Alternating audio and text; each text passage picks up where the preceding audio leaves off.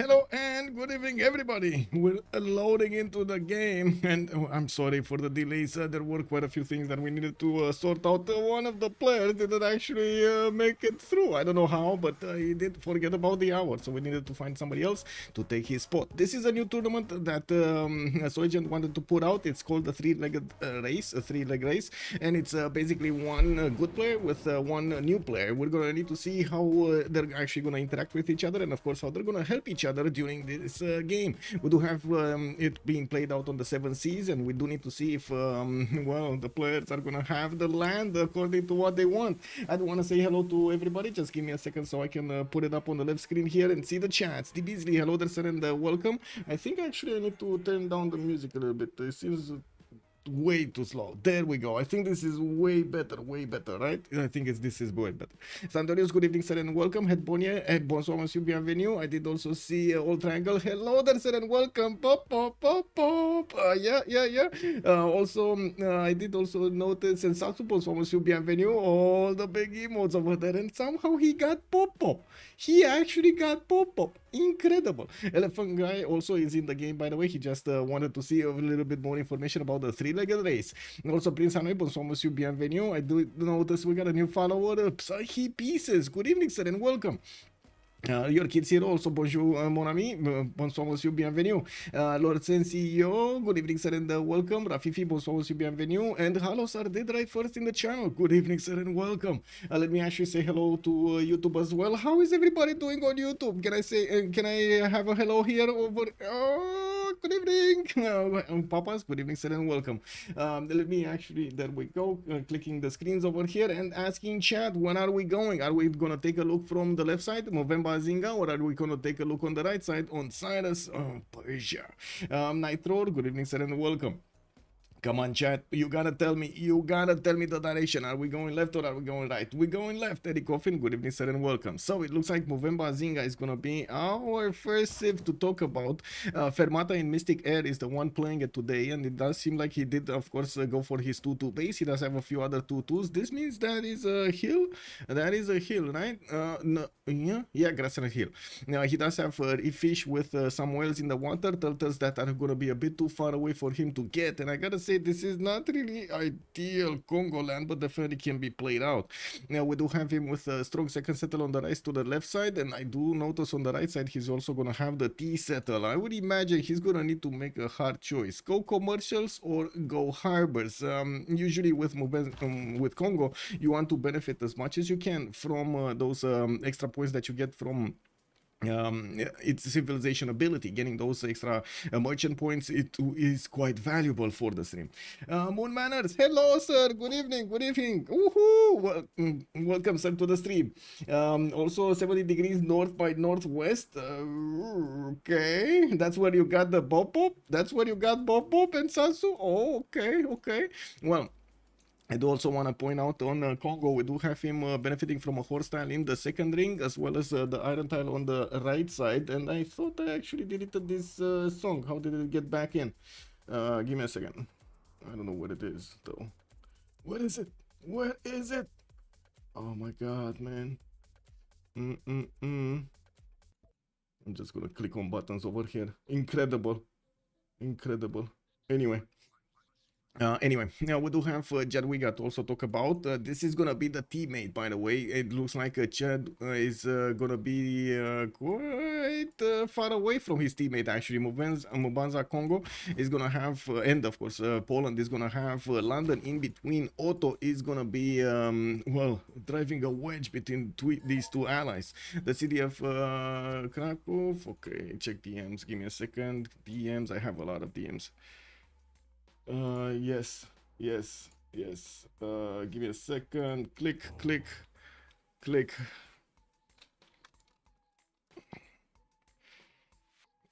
Okay. Okay.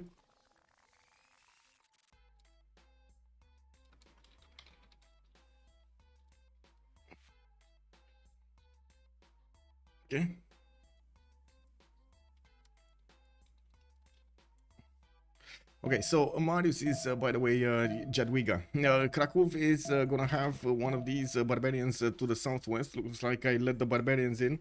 Barbs are on, by the way.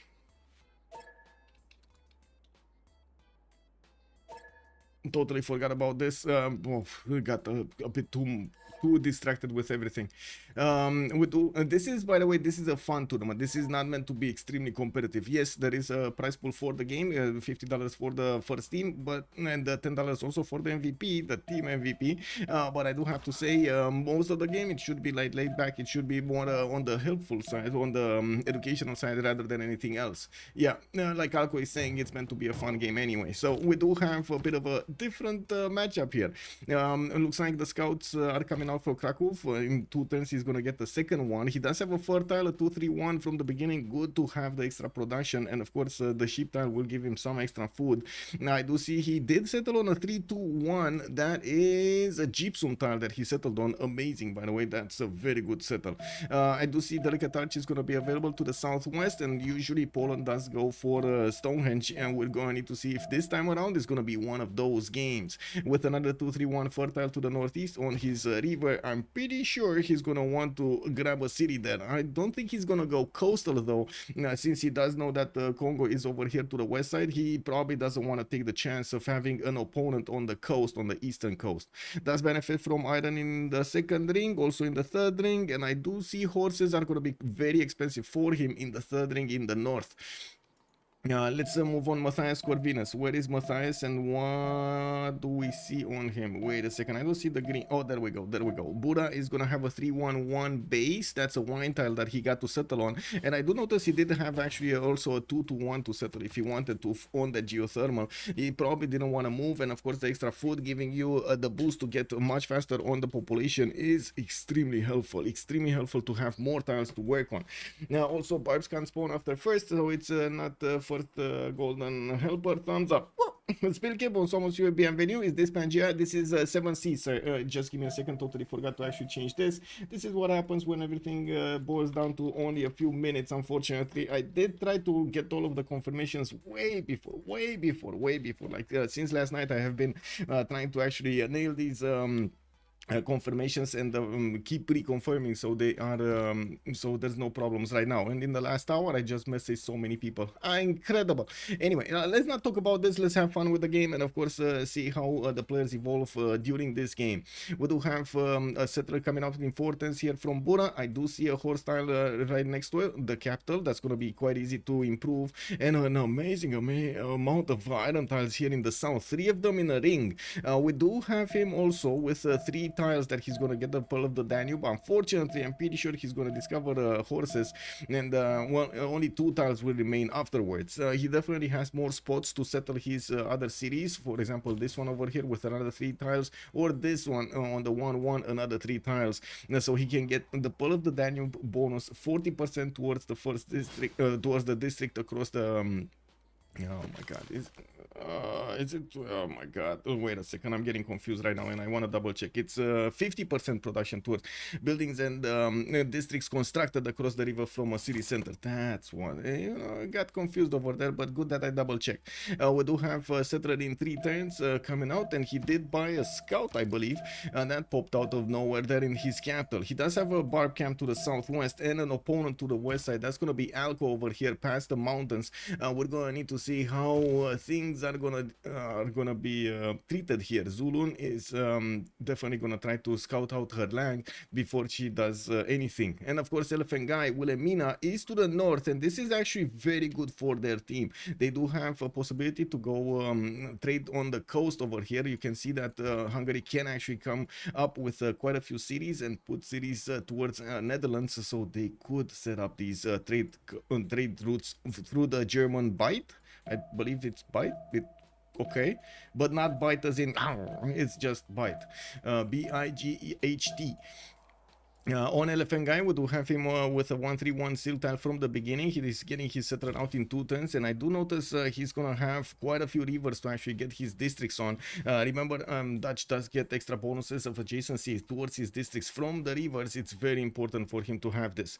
We also see some horses in the second ring and the third ring of the capital, while his iron tile is gonna be second ring. There's quite a bit of territory here to settle for him. East side, north, northwest. That's gonna be quite nice. We do need to see what Ottomans is gonna do on the west side. He is finding out about his opponent here, and it might be a settler in trouble.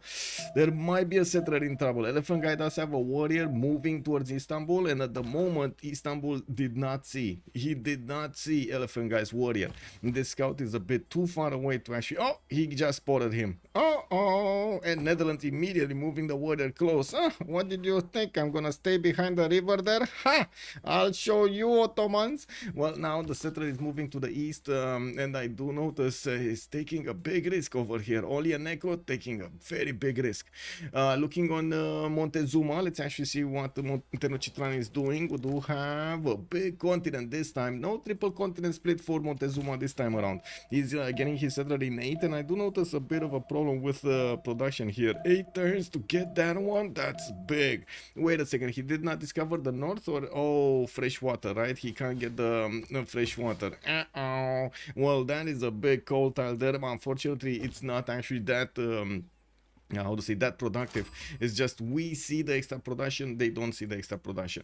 There were some horses also to benefit from, even though I do have to mention usually the players don't prefer to go on these settles if they don't have the fresh water from the beginning. It takes quite a bit of effort to get everything going, and especially the core cities, you do want as high as tempo as possible.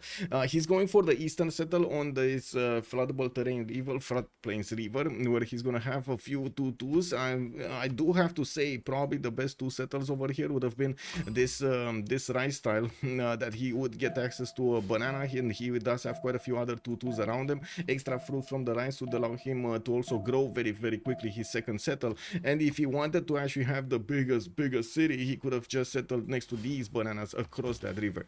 I also want to say in the north, settling volcanoes, settling Paititi to get your culture up from the beginning is quite valuable, but too much culture is also detrimental if you do want to get the district discounts. That is causing quite a bit of problems, although a lot of the players are just clicking feudalism and forgetting about it, knowing how much culture they need at what point and so on and so forth. We do have Tenochtitlan also benefiting from an iron tile in the right side, and I do see also horses in the second ring here. That's gonna be quite easy for him to get, easy for him to improve. Good evening, Nemesis, and hello there, sir, and welcome. I do see a flying toilet. Hello, good evening, sir. 0 Civ6. Yes, we need to restart it to 0. Yes, you are correct, sir. And thank you so much for reminding me. There we go. I corrected that. Also, Ostrich Wrangler. Good evening, sir. Are they allowed any friendships? They only between the allies, that's it. They don't have any possibility of making an alliance with another team. This is basically a 1 versus 1 versus 1 versus 1 versus 1 in terms of alliances. No, not before. Also, breaking news. Good evening, sir, and welcome. Let me actually get my chats back up in order here. Moo Manners saying on YouTube, playing the challenge with Norway while watching. I just found your videos and always play your games in the background. Thank you so much, sir. By the way, I do hope you're gonna enjoy the show, and of course you're gonna learn more Civ. And you've quickly become my favorite. Oh, thank you so much, sir. That is so amazing. That is so amazing. Oh my god, you're just giving me a gift over here. Thank you. I do have to take a look on the next one. Ambiorix over here is gonna be the next one, and he's on an island. Whoa, what happened to Ambiorix? He has like this tiny sliver of a peninsula to the north. That's basically like his flag over here, just waving it towards the middle of the map, while Atuatoka is gonna get a settler out in 2 turns. It does seem like Propagandi is gonna have a bit of a challenge in his face. We do have in his future, I mean, we do have a settler coming up in 1 turn. He does have a warrior to attack with a slinger, and it does seem like that camp is not gonna let go of his position. We do have Ratumakos settled to the southeast, and I do have to mention that there aren't that many stone tiles over here that he could grab the adjacency towards his Oppidums. He does have some strategics, but not that many. Like an iron tile here in the second ring, an iron tile here on the third ring. No strategic in Ratumakos, like at all, no strategic in Ratumakos. This is gonna be a serious challenge for Gold to play this out. I gotta say, this is gonna be a serious challenge. Now, we do see he's getting a builder from Ratumakos. What is this Barb doing, man? How did this Barb get here? Now, really, how did this Barb get here? On a tiny island. Really? Yeah, Barb Island, man. How did this Barb get here? Did they actually... Wait a second. Oh, I know what it is. Guys. These are the people that didn't want to play with gold. These are basically the people that didn't want to be a part of the Gallic nation. And they wanted to go somewhere else. And they found their tiny island. And, of course, they trained the spearmen. Because why not? CC Bus, hello there, sir, and welcome. Also, would be cool to see who is allied with label. You can see it in the top, by the way. You can see it in the top. You see this banner over here, green, how to say, orange, red, blue, and gray. These are the teams. Check Mario struggling with barbs. So let's see what is he doing. He's getting his holy side prayers. Okay, he's gonna get Krakow to get there. I do see a warrior is about to go for the sheep tile there, and his builder is well, I guess he's kind of cowering in the city center. He doesn't want to move, man. And of course we do see that Barb camp was very close to dying, but it did not die. Yeah, well, let's actually take a look on the next one. Let's see, Suleiman, what is Kanone doing? Suleiman being played today by Oli and Neko. We do have him getting his settler out next turn. That would be his third one. He's already gonna have a trader between Bursa and Istanbul, and does benefit from a few 2-2s around his city. He does have geothermals in the north. That means a continent split, and you can see the blue and the red continent meeting each other here. Now I do see also, he's gonna have quite a few of these strategics. Iron tile in the second ring of Istanbul, also third ring, while his sources are gonna be first ring out from Bursa. That's pretty cheap to actually get to improve and make use of them. He does have also quite a bit of territory to the north and a little bit to the south, not too much though. And I do have to say he's probably not gonna be that, I would say, incentivized to go on the coast. He doesn't have anybody to trade with, so you know, it is what it is. Mapuche is to the west side. Oh, wait a second, he might have somebody to trade with on the seas if they do manage to get this going. Like both of them get cities over here and breach the fog of war. They might get those trade routes going, singing for them. We do have the monuments for the extra culture from Oli and Neko, and it seems like he's gonna want to go towards the north to get a settle going. Not bad to go for the May style, to be honest. Not bad. And also he has this horse style to the northwest that he could get much closer to. While I do notice in the south of Bursa, this is a bit of a problematic territory. But anyway, I'm pretty sure he can actually get it working.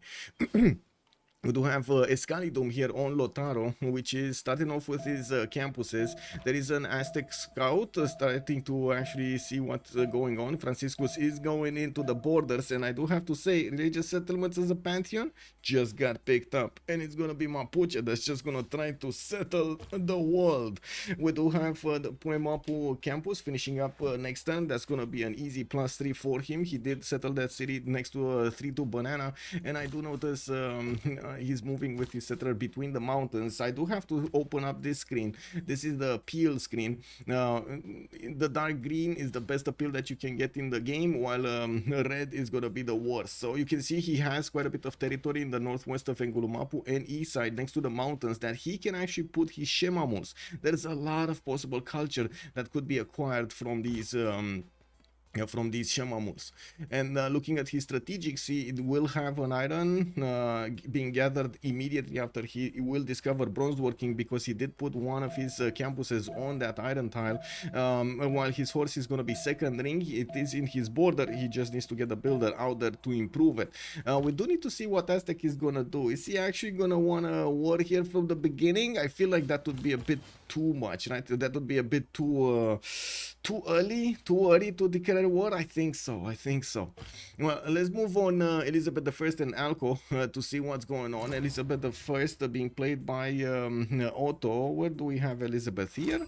This is Elizabeth? Yeah, this is Elizabeth. So Otto with Manchester and London already settled. He's gonna go for another settle on the coal tile, and we'll get to aqueduct that later. I've seen actually multiple players go for the freshwater immediately. He would have the fertile anyway, and of course does want to get his harbors out as quick as possible in any case. Now does have a 3-2 banana to benefit from for the extra food. Already 4th poppy in the city of London. That's pretty good. While I do notice he's starting to put down his Royal Navy dockyards, he's gonna get a few +3s and I guess a 1+4. Yeah, this is gonna be a 1+4 here from London. Iron in the capital in the first ring. I do see horses are gonna be second ring towards the south. Does have some aqueductable spots here. London can aqueduct to the mountain, Manchester can aqueduct to the river, and this one can aqueduct to the mountain. For those later on industrial zones, we're gonna need to see if the game is gonna go that long and how will he actually place everything. We do have wow. Sorry, elephant, no archery boost. Kick W. Wait, is Marius? I'm pretty sure Marius actually got the archery boost, right? And I do notice he's moving along with his warrior through the desert, so he can actually get to that spearman. Can you imagine if the barb camp just spawns a horse archer right now? Oh, he gonna be mad. He gonna be mad. Karate, good evening, sir, and welcome. Whoop whoop, indeed. Last but not least, we do need to take a look at Cyrus. What is going on here? Okay, we do have Alco about to improve his rice style, getting irrigation boost, while he did settle Bactria on the right side on a 2-2 base. He does have a need for extra food here, especially the rice style is going to help him work these 1-3s and get the same population growth as before. Has a few settles on the west side with fresh water next to lakes that he could get quite a few other 2-2s going there. And I do notice he's going to be very close up and personal with elephant guy. He might not enjoy this. He might not enjoy this. Poland Petra City, yes sir. This might be an amazing Petra City, or will be actually. Look at that city on the wheat tile, getting next to Delicate Arch, putting that Petra somewhere over here, and then getting all of these hills, all of these tiles with it, having multiple chops, 1-3 chops. Oh yeah, I'm thinking Marius BW is already considering this. Wait a second, did he actually lose his sheep tile?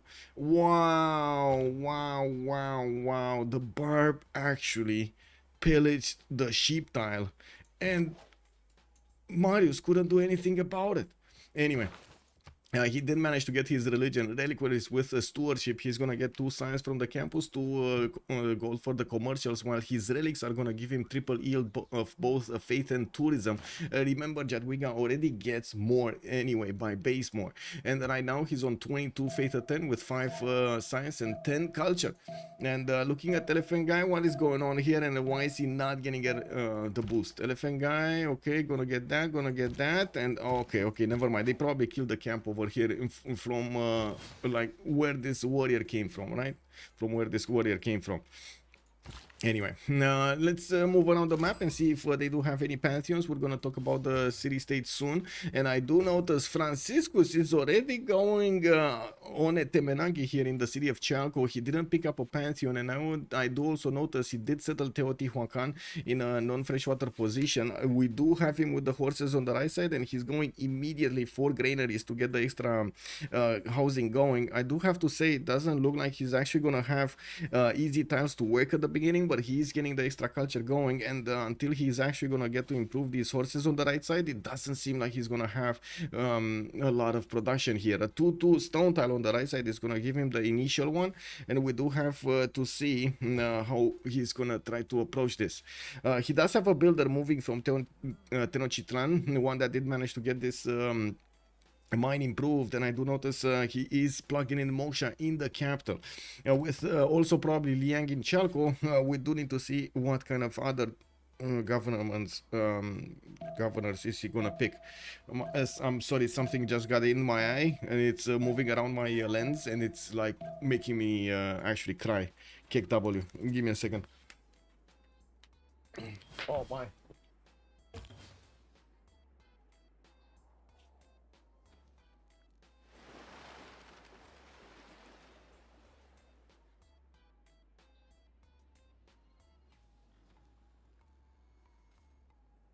I think I need to go watch. Give me a second.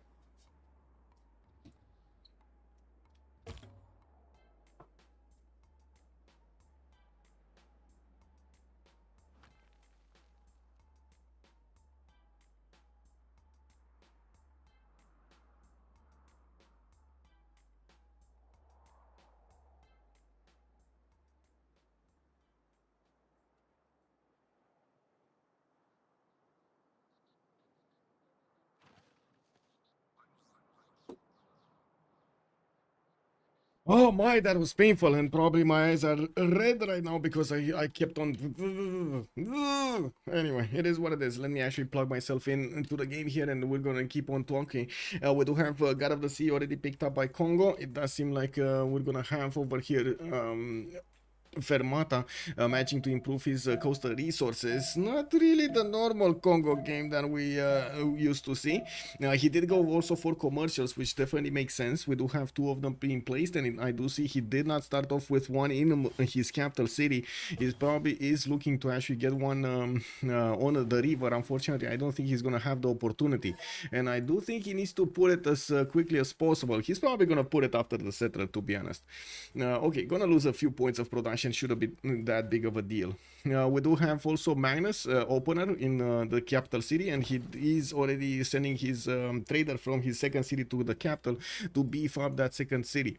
Getting a bit of, yeah, there we go. There we go. He did actually pre-place it over here. It's fine. Zero adjacency. It's all good. He just needs to get the merchants as quickly as possible and get those extra trade routes, or be competitive to get those extra trade routes.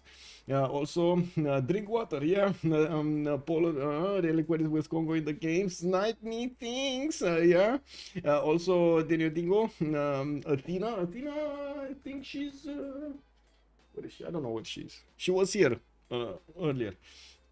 And not constipated, sir. Not constipated. I don't know. I had something in my eye and it was bugging me. Like, really bugging me. Very bad. Very bad.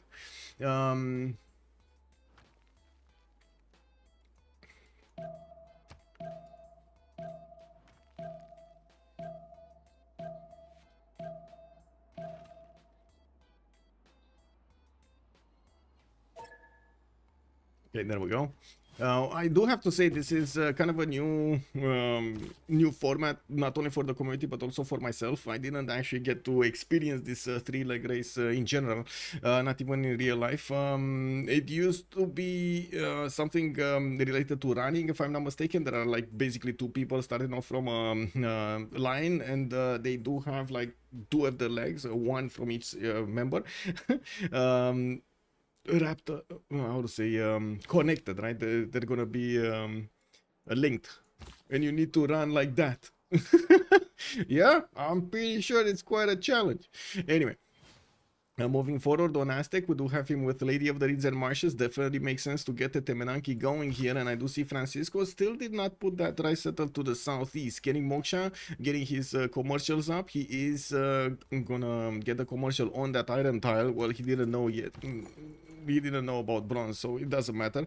Now we do have him improving some of his tiles, and I do have to say he does have 2 mines already improved, and I do have to say I don't think this is a good use of his builder charges. I think in this situation it would have been much better to go for a sheep improvement, to try to go for the horses next to Teotihuacan. Yes, maybe the stone tiles getting improved, and let a little bit more time to get the apprenticeship boost from the mines. Yes, he probably wanted to work a few more important cities, important tiles here with 2 2s. He only had like 1 or 2, 1, 2, 3. Yeah, that's about it. 3 tiles that he could actually use. This 2-1-2 copper tile would have been a bit bad. Oh wait, he got Lady of the Reeds and he got another 2-2, so that's 4 tiles that he can use. Could have bought these also, the tiles around them. He is on 11 gold a turn, so it shouldn't be that expensive for him.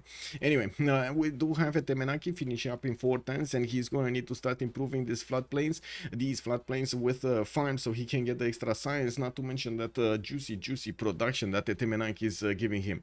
Religious settlements earlier got picked up by Excalidum, and I do notice he followed up his opener with campuses into commercials. Did not actually go for the Gavron Plaza, and this is gonna actually haunt him because he's gonna need 7 pop from that city in Gulumapu, or will be forced to settle his Gavron Plaza from another city, for example Rangul Mapu.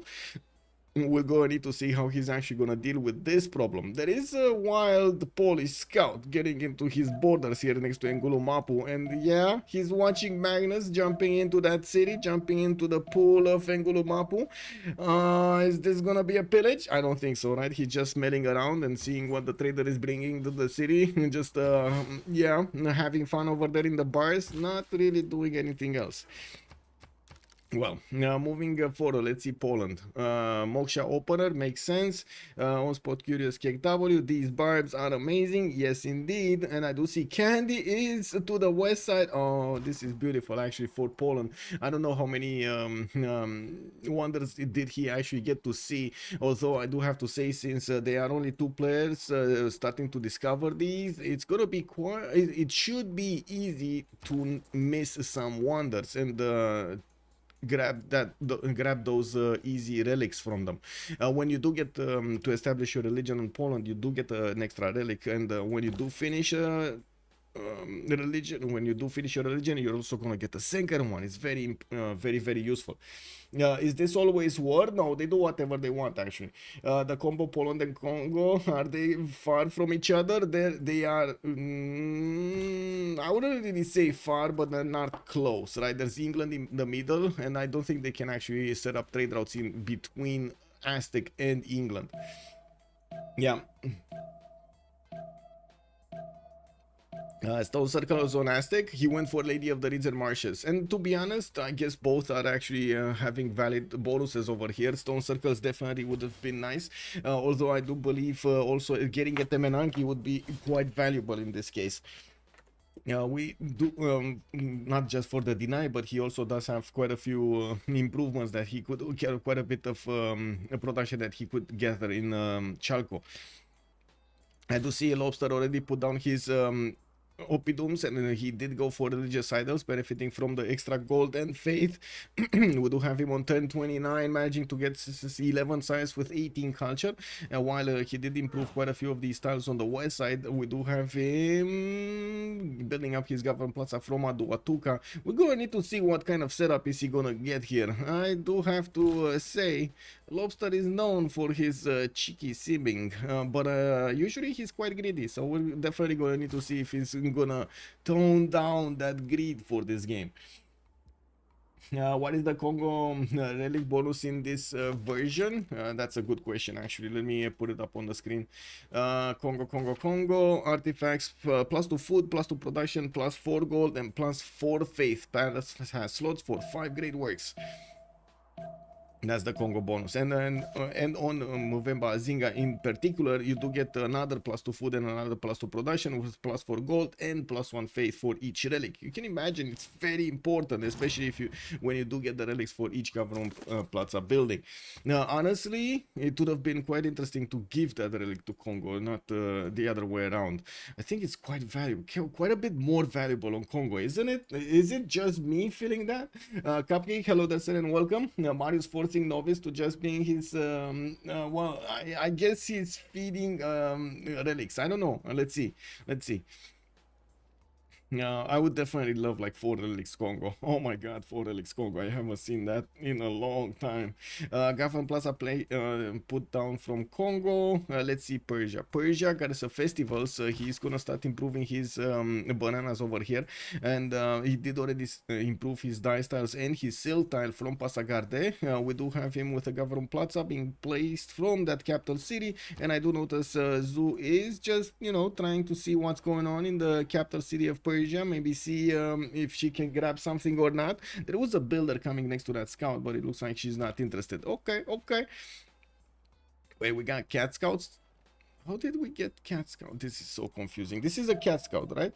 So how did yesterday I had a cat scout and today I don't have a cat scout? I don't get it, because I didn't change anything. Is this random or something? Because I'm pretty sure I hosted the games yesterday and I hosted the game today. How did he change from a cat scout to this? Does anybody know? Anybody know? It is legit better on Congo. Yeah. I mean, it's a mod, but I didn't touch any mod like this. Anyway, it is what it is. Dutch did go for City Patrian Goddess. We do have him with his lighthouses coming around. He did go for full harbors over here. By the looks of it, 4 of them are in the build queues, while his government plaza got finished in between The Hague and Amsterdam. He's starting to put down his campuses, which again, they're gonna get extra adjacency from these rivers. Very good here. Elephant Guy did start to improve also his strategics, at least the horses next to Amsterdam, while he really wanted to get his amenities also, at least this ivory tile. Is gonna need he's gonna need irrigation to improve his coffee and his silt a little bit later. And I do notice this is a wonderful place for his cities to the east side. Oh my god, he's gonna have quite an empire here. We do need to see if also Hungary is gonna actually put down a city. I would imagine this is gonna be extremely valuable. We just need to see when Zoo is gonna be ready to send a settler towards the northwest there of Győr. She did manage to put the government plaza next to that commercial. I do have to say this was the spot for the a horse, and she did manage to put the commercial right on top of it, not discovering animal husbandry before. Started off with Magnus in the capital, and of course building up her market so she can get more merchants. We do have Mapuche, Hungary here, so Mapuche on 3 points, Hungary on 4 points, Ottomans is 4 points, Congo is 3.3, Persia is 2.3, and Aztec 1.1. The first one is Coleus, and I guess this is extremely valuable actually for Aztec, not that much for anybody else right now. Goal is making great engineer points with Bisheng being the next one. He's making 3.4 great engineer points a turn towards that one. Did we miss somebody? What do we have here? God of War and Plunder on Ottomans. Olieneko is gonna go for pyramids in the city of Sivas to the northwest. Interesting option. I mean, that's a really fast pyramids if he's gonna get it with 1032. So I guess we're gonna need to talk about their Golden Age bonuses. We do have Congo, Penbrush and Voice Golden Age, 4 cities, going for another wave of settlers, and I do notice K-Willa is gonna pop one out next turn, while he's gonna need another 3 turns from Mbaza Congo. He did not actually finish his extra markets. This is gonna hurt him, by the way, in the tempo. He didn't finish his markets yet for the extra trade routes, and he already has Magnus in there. It's very valuable to get the settler routes. I don't think it's that valuable to get that monument instead of the trade route, but anyway, we'll see. Maybe he actually invests some gold into a trade route. He's making 27 a turn, so a trade route might not be that out of the box here to buy with gold. Now we do have Jadwiga, also 9 science with 22 culture, going for monumentality. Let's actually see. He does have a relic, or did he give the relic away? He does have the Stone of Scone. And in Mbanza Congo, we do have no relic yet. No relic. He needs the Government Plaza building actually to get the relic. 5 cities, Jadwiga with Moksha plugged in first. He's starting to expand to the south. Roklo did get set. Oh my god, what is this placement of Poznan, man? Why did he not settle on the beautiful wheat tile, a 2-3 wheat tile, and a placement for a Petra? No, Marius, no. Well, he did go for a money externals here towards the city of Candy, getting those extra 2+2, 2 food and 2 production from that external settle. And while I do notice Audience Chamber is gonna finish here in the Polish capital soon. He's gonna grow taller. Is he actually not gonna put a Petra anywhere? Not even a pyramids anywhere? Wow, total disrespect over here towards the biggest wonders in the game, and total disrespect. Keep space of the Colosseum. That Petra is disgusting, yes, but he doesn't want it. I don't know, Cupcake, maybe you know more about Marius here. Why is he an avid hater of Petra? Maybe we found the chink in the armor of Marius. He doesn't like Petra. You know, it's like vampires. You see, they see the cross, they're like, ah! You know, no cross, no. Anyway, there was an insane religious idol. This was, yes, but Gold did manage to pick it up first. And whoa, Ancestral Hall Gaming. Where is Lobster gonna go? In the Tundra? Wow, really? I mean, I guess he's gonna start to settle the islands to the north and his peninsula to the northeast, but he doesn't have that many placements for a lot of cities. I don't know what he's doing. I honestly don't know what he's doing. He just does it later, maybe. Yeah, it's a shame engineer are gonna be very contested. Yes, they will. No, man, I missed the first hour. Please get games. We just started. It's all good, sir. It's all good. Let's take a look on Matthias Corvinus. Penbrush and Voice on Zoo. We do have settlers coming around here. Ancestral Hall Gaming in the city of Buda. Wow, so many ancestral halls over here. Wow.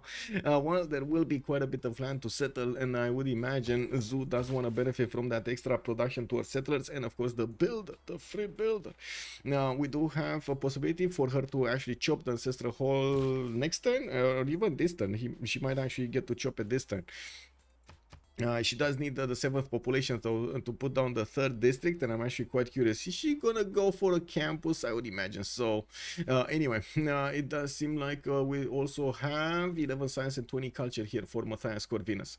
Elephant guy on Wilhelmina. We do have him with Moksha in the 2nd city, Magnus in the capital, going for audience chamber, and starting off on his extra trade routes. I do see at least another one of them is coming out from The Hague, and we do have more harbors getting their lighthouses up for more trade routes. He did actually put a campus here next to Groningen, which is going to be a +4 next to that harbor, and that is going to give him a lot of science. 15 science at the moment with 22 culture, also 27 gold a turn and 56 production. This is a good start here. Not as good as Ambiotics on 67 production, but that's Ambiotics, right? And Propagandy, oh my god, man. No, I'm pretty sure Propagandy over here does have the extra, and this is what I meant, it does have a bit of an extra boost because of the Opidums, but then his bonus might actually tone down when everybody else actually gets on the same point, on the same level, and Ambiotics just has a problem going higher in population. There is a bit of a weakness over here, like turn 40, turn 50, Ambiotics is struggling a little bit with the food. I really like actually his addition of hanging gardens. This is gonna give him the extra growth he needs, not to mention more housing for this series of goal. Looking on Montezuma, 10 science and 25 culture, still on 3 cities. We do have Franciscus managing to finish in the city of Chaco, biggest Temenanki, and we do have a settler coming up in 210s there from the city of Chaco. I do see Liang in there, but I don't see a builder to actually start improving the farms. There is another settler moving from Tenochtitlan to the southeast. I really hope he's actually going to choose to settle the rice tile. We do see a wonder here, but it's not close. It's not close for him to actually get easy, and it doesn't really matter anyway. Teotihuacan did manage to get the granary. He started off on his horse improvements, and you can see the 2-3-1-1s here giving him the nice production that he needs in that city center. Now, while I'm pretty sure he's gonna get all 3 of them improved. Ambiotics is on a monumentality gold. So wait a second, this is Propi going Peninsula gameplay over here, island gameplay, Tropico, and then he's picking monumentality with religious idols. What's next? Going for Stonehenge with Gaul, full faith. Is this gonna be the Gallic expansion of faith here? How is faith? Oh wow, he's actually making 20 faith a turn from that religious idols.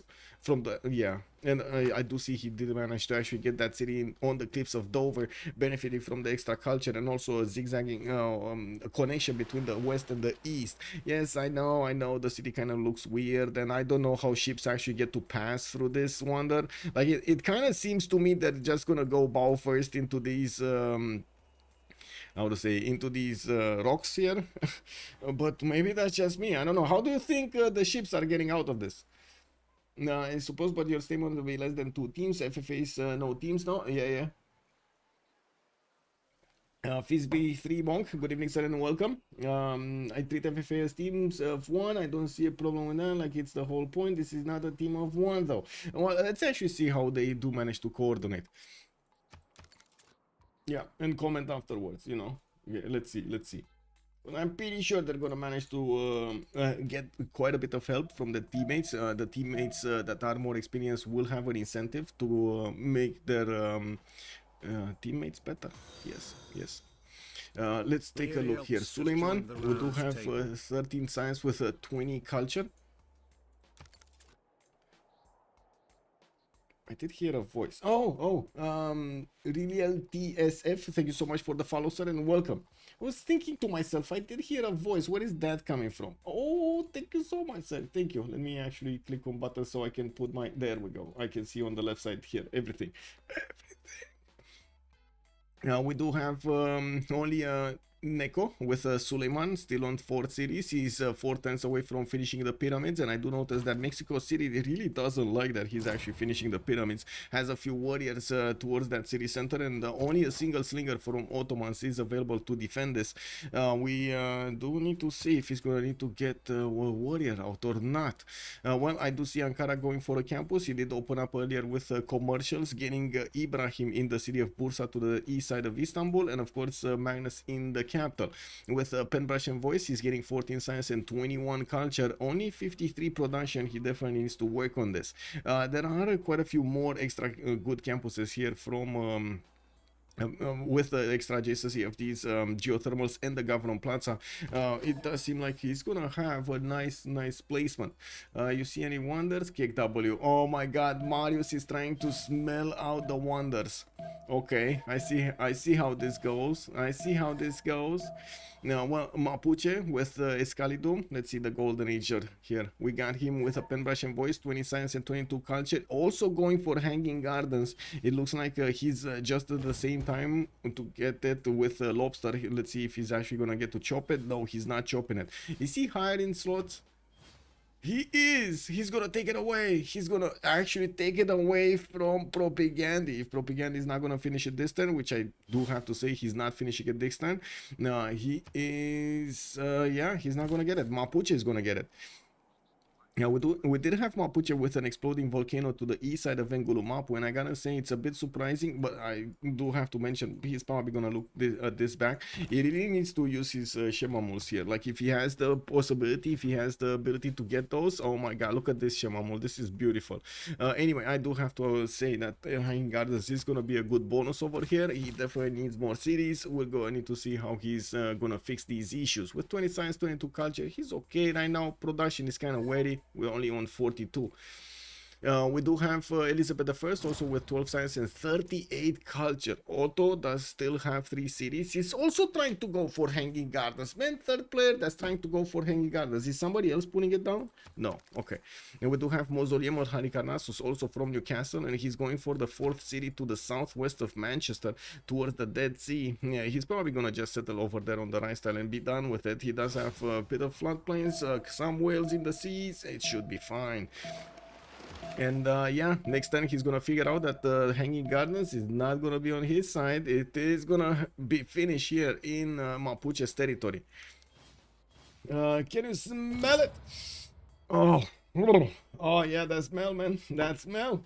Casual for food, Tundra, salt for Pompey. Yeah, I mean, you know, the Tundra does what the Tundra does, man. Look at that. Definitely, this is a salty Tundra, a very salty Tundra. One turning a camp harbor here from Bibrax. I do see this is gonna be his choice for the gold here and for the trade routes. He's gonna get harbors. He's not gonna go for his commercials.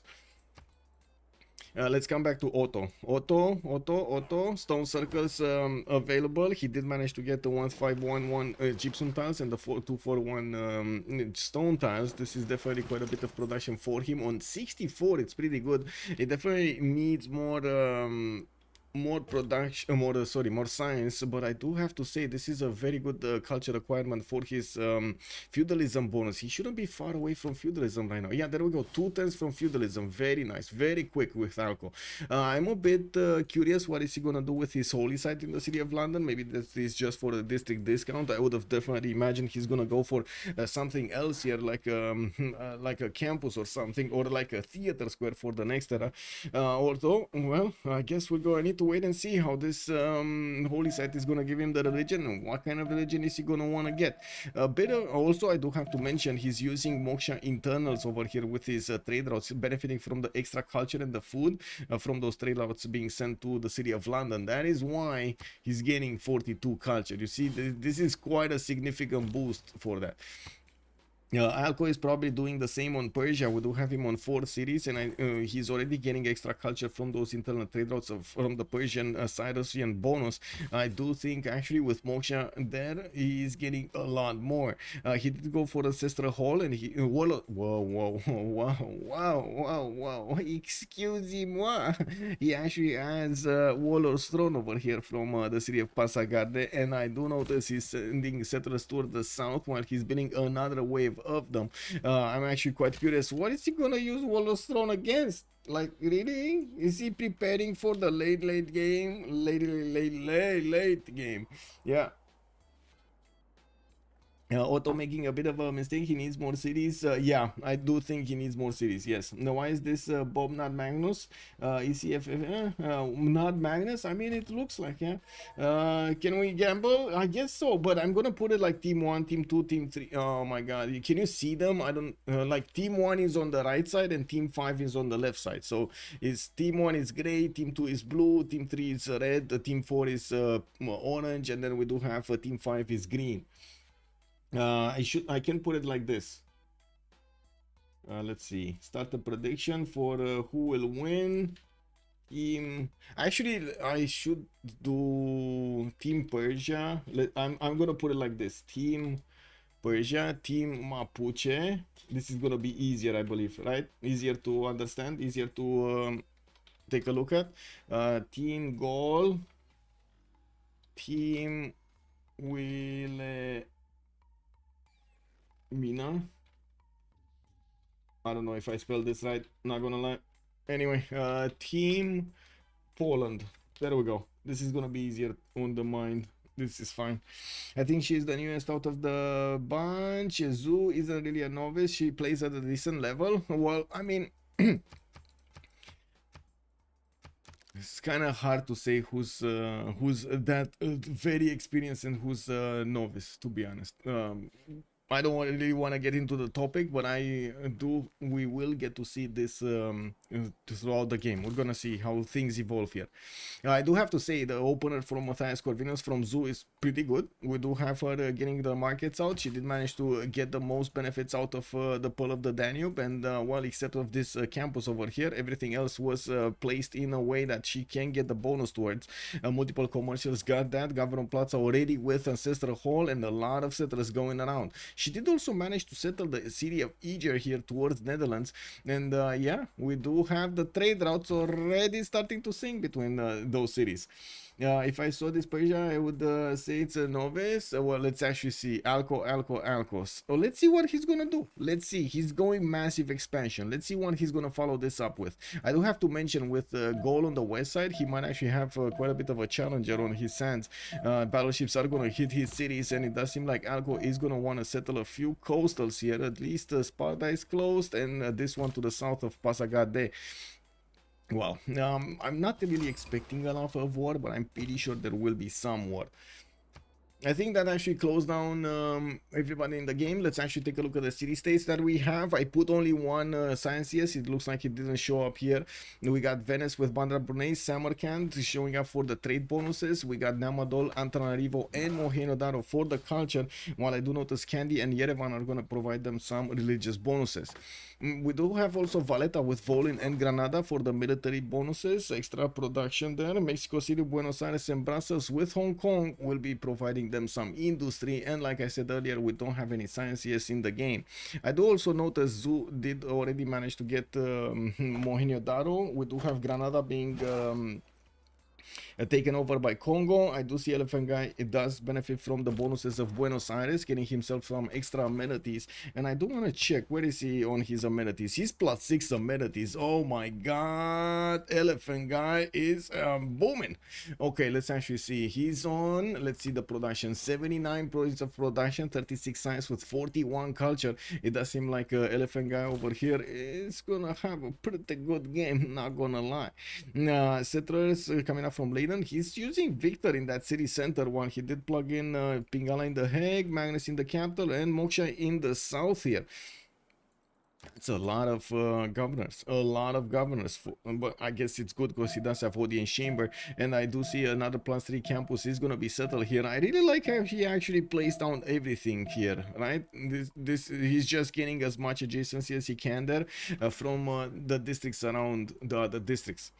On Mapuche, we do have him finishing up another campus. Still no Shemamul. He does have a builder next to that spot of a Shemamul. Even the game is saying recommended improvement. Please build Shamamul right over here. Yeah, this is best placement. Shamamul, oh my god, top notch. It's gonna be amazing. Well, I guess Polamapu did get settled, and I do have to say he got saved over here by religious settlements. He got a few extra tiles with it, and I do see a 2-2 has been acquired. He's placing a commercial towards the northwest and moving the... Come on, you can do it. You can do it. One Shemamul to rule them all. He's not getting the Shemamul, guys. He's actually not getting them. What is everybody doing on YouTube, by the way? Hello there. Good evening, sirs, and welcome. No hate, I just think it was unfair to pit Korea against some of the best FFA players. For example, I won't bully anyone below Emperor rank or CWC regular, because then what's the point? Mister, don't call me irrelevant. Oh no, people are learning the game, improving, enjoying. Yes, Cupcake, yes, people are learning the game, improving, enjoying. I do have to say, yesterday we did need the confirmations, and we did need them in order and in a good enough time. I would have loved for everybody to actually confirm, just like yesterday, confirmed like a day before or something, but that's just not what's happening in reality. I do also want to say we're probably going to learn from this, and we're going to try to change a little bit the procedures that we have, so we can have everything at the correct moment in time. Right now it's a bit more laid back, and I think that's it should be how it is, because we are I would say trying these, right? We're adding to these formats over here, and Solid Gent is actually quite understanding with a lot of this stuff. So yeah, what can I say? Bop. The Beasley saying, oh, I'm gonna try to bop everybody, and poking the bear. Look at that, he's just sending us gummy bears. Oh my god, man, you're making me think of only gummy bears right now. I need gummy bears in my life. Yes, I need a lot of gummy bears. He tried to pop Egypt and derail himself. Yeah, I mean, it happens. Yeah, I guess that was a big lesson, that you should not attack your opponent that quickly. We got Odin Shimber, also as a specializing building of choice for Mapuche. I do see he's getting his 6 cities, 7 cities out, and we did have him managing to get the scientist Ariabata. I do have to mention there were some merchants being taken over. Mapuche did get Hypatia first, and also did manage to get Coleus away from his opponent then. Oh, I guess we don't have Aztec.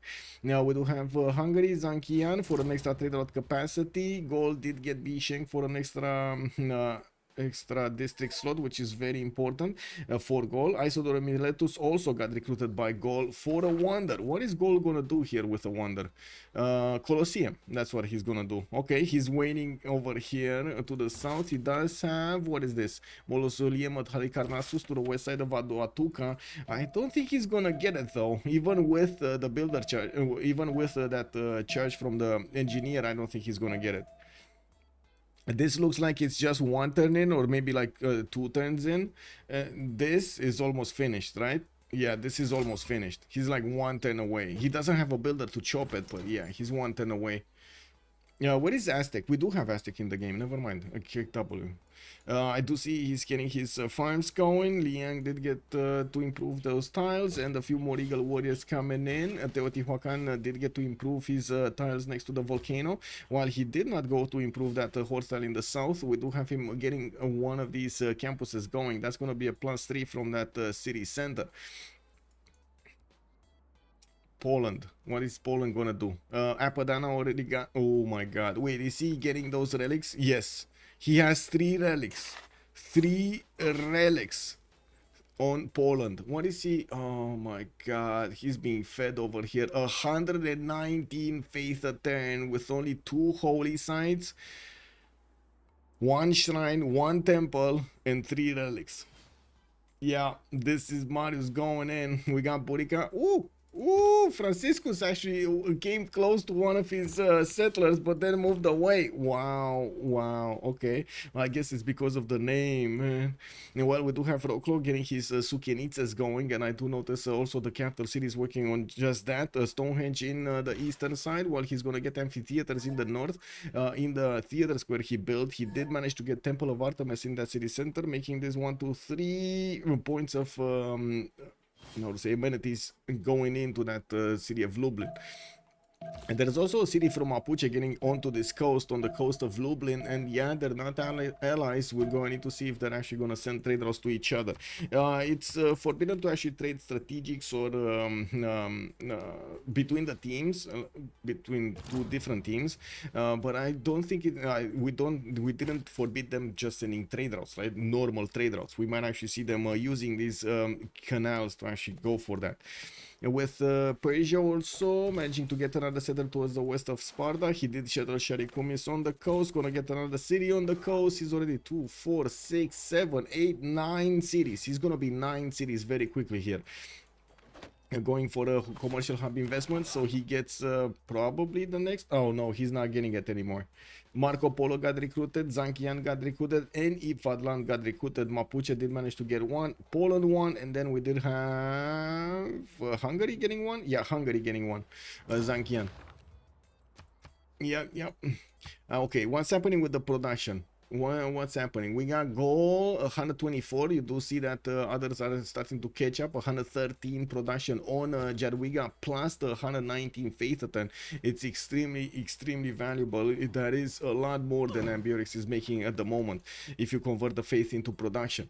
We also see Matthias Corvinus on 107, and that's about it on the more than 100 production. Otto is about to also hit 100.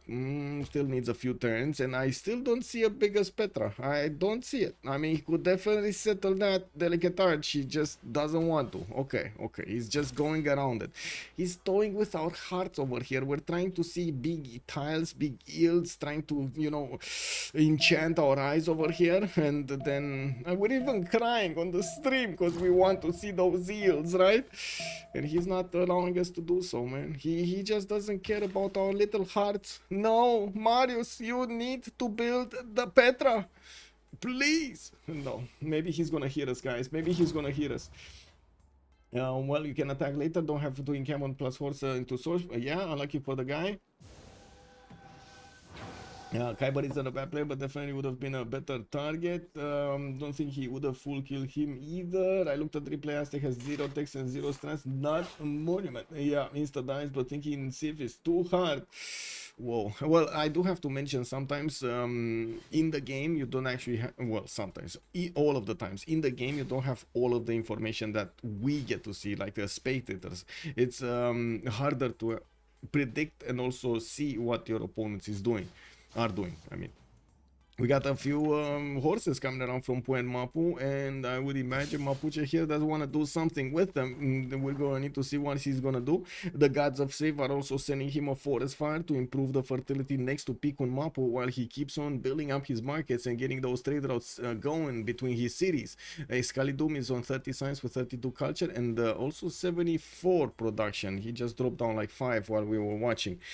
Pyramids did finish in Ottoman's territory. Oli and Neko is trying to get another city to the west side, being blocked by Chadwiga's settler there, and I do see Istanbul is gonna finish that campus. This is gonna be a very poggy-woggy campus, a +6 campus to the north of Istanbul. Beautiful. And he does need to improve a few more tiles here, and I gotta say, man, I think he should be getting, or he did get already, feudalism. He should be getting those builders out as quickly as possible and not building granaries. I'm just saying, man, builders right now are extremely valuable. Yeah, we do have a builder wave coming out from Netherlands, because I'm pretty sure he did manage to get his feudalism going, and that means +5 church builders everywhere. He does want to get them out as quickly as possible, get to chop, get to improve, get to do stuff with them. An encampment actually got placed down here from Groningen. We're going to need to see what he's going to do with it, because I did see generals got picked up here by Persia, and we did have another general on Jadwiga, so 2 generals already are out. These are classical medieval ones, not really medieval Renaissance, which are well, are gonna be the next ones. And we do see Poland also starting on his theater squares. Usually with Poland, you do want to get as much culture as possible to get to reform church quickly, to get to win hussars quickly, if you want to get that timing going. So no surprise, he wanted to get extra culture from his, first of all, trade routes with Moksha. Second of all, getting the open sky on the pastures, getting extra culture from that. And well, right now, he just is expanding everywhere. Putting down a few more theater squares would be nice to get that culture going. 1, 2, 3, 4, 5, 6, 7 cities here, soon to be, no, that's it, 7 cities at the moment. We don't know if he's going 9 or not, because I don't see another settler in the build queues. Valletta is resisting the takeover. It looks like, it does seem like these galleys are in for a bit of a problem. I don't think they're gonna take Valletta. I think Valletta is too strong. I really think Valletta is way too strong. Well, Mausoleum did get actually finished, by the way, I do have to say, and also Colosseum did get finished in the city of Gaul. He did manage to get to +6 amenities, which is gonna beef him up quite nicely in the production. 143 points with 40 science and 81 culture, getting a wave of settlers. And also Isodor right now is benefiting from an extra charge that available for it. I gotta say, Valletta, man, Valletta too strong. Its ceiling is not getting under siege. Lobster is trying to send one of his gates at it to handle the problem. I don't think he's actually gonna manage to do it. Oh man, Valletta is too strong. Valletta too strong. Yeah. Maniu, good evening, sir. I'm rooting for Gaul because his spawn is kind of bad. Yeah, that's a good way to root for people. And I gotta say, Gaul, if there's somebody that's actually gonna make this spawn sing, it is kind of Proppy here. Yes, yes, you know, Proppy is well known for sometimes doing some mistakes, but right now it looks like he is doing nicely. You know, no pressure, no pressure. He doesn't like pressure, right? He doesn't like pressure. He wants to be over here, just comfortable with what he is doing. Well, we do have new settlers, 4 more settlers coming around from his cities. He already had an extra 5th one from his moving on the east side, and I gotta say the barbarian camp is still there. It is still there. Unbelievable. Not even a single boat came out of that barbarian camp. This is extremely surprising. Like, usually when you have this, barbarians are just making boats out of boats out of boats out of boats, you know, just multiplying everywhere. I do have to say also, Persia being on the right side of Gaul, it is gonna be one of his opponents, and we do need to see if Alco is gonna get the message that he needs to start to get the fleet out if he wants to keep these cities on the west side. With 3 cities on the coast, 4 cities on the coast, he's kind of exposed to Gaul. Well, I guess we're gonna need to see if he actually fixes that. In the record turn, there was Reina plugged in, so maybe we will see some trade routes actually being sent between these cities or not. Yeah, looks like Poland is calling out Aztec, or no, calling out Escalidum, right? That's Mapuche. Oh, it is quite hot over here in the cities of Mapuche. So much fire is raging. So many tiles are raging with fires, and we do have builders that are coming around from his cities to start improving. Finally, the Shemamul did go down. +3 culture. Here we go. He did manage to get also Ariabata, and we do need to see when he's gonna start improving everything. He's getting Liang in the city of Willy Mapu, and another Shemamul. Oh, beautiful. Oh, now he wants the culture. I see. Now he wants the culture. Okay. Well, I do see Kanuni with 67 science and 52 culture, and with Oracle coming up in 5 turns here from his capital. I do see also.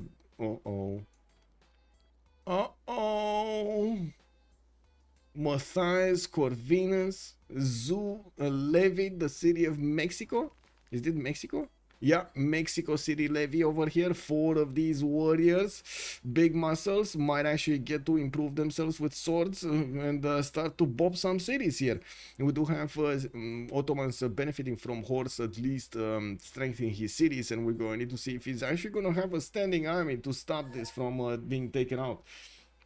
I'm getting more production and goal thanks to our Lord and Savior, Magnus. Yeah, Magnus over here is, well, Yeah, it is Magnus. We got some horses also coming around from Zoo, and she did manage to get the first industrial zones down. I do also notice she did put down an encampment to the west side from Debrecen, where she's trying to get a granary for higher population. Improved a lot of her resources. Gonna soon get these remaining chops done, and of course keep on upgrading. This is very nice, very nice from Zoo. 150 production, just as well as Jadwiga's 150, and just as well as Ambiorix 150. Well, this is that moment I was talking about, right? The moment when Goal, if he doesn't get what he needs, he's just being overtaken by others in the production.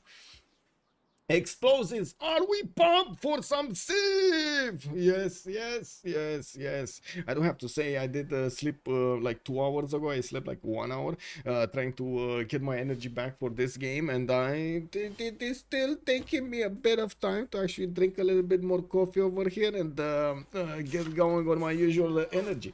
Thank you so much for joining, by the way, Explosive. I mean, just type a lot. You're causing drama for nothing. Michael does a good job. Respond to you. Wait, what did I do? What did I do? Whoa, what did I do? When you said sorry for hiring again, that's literally you showing, therefore asking for opinions. Okay. Settle down, man. It's fine. It's fine. So the man can go. Yeah. Settle down. We're here to have fun. We're here to watch the games.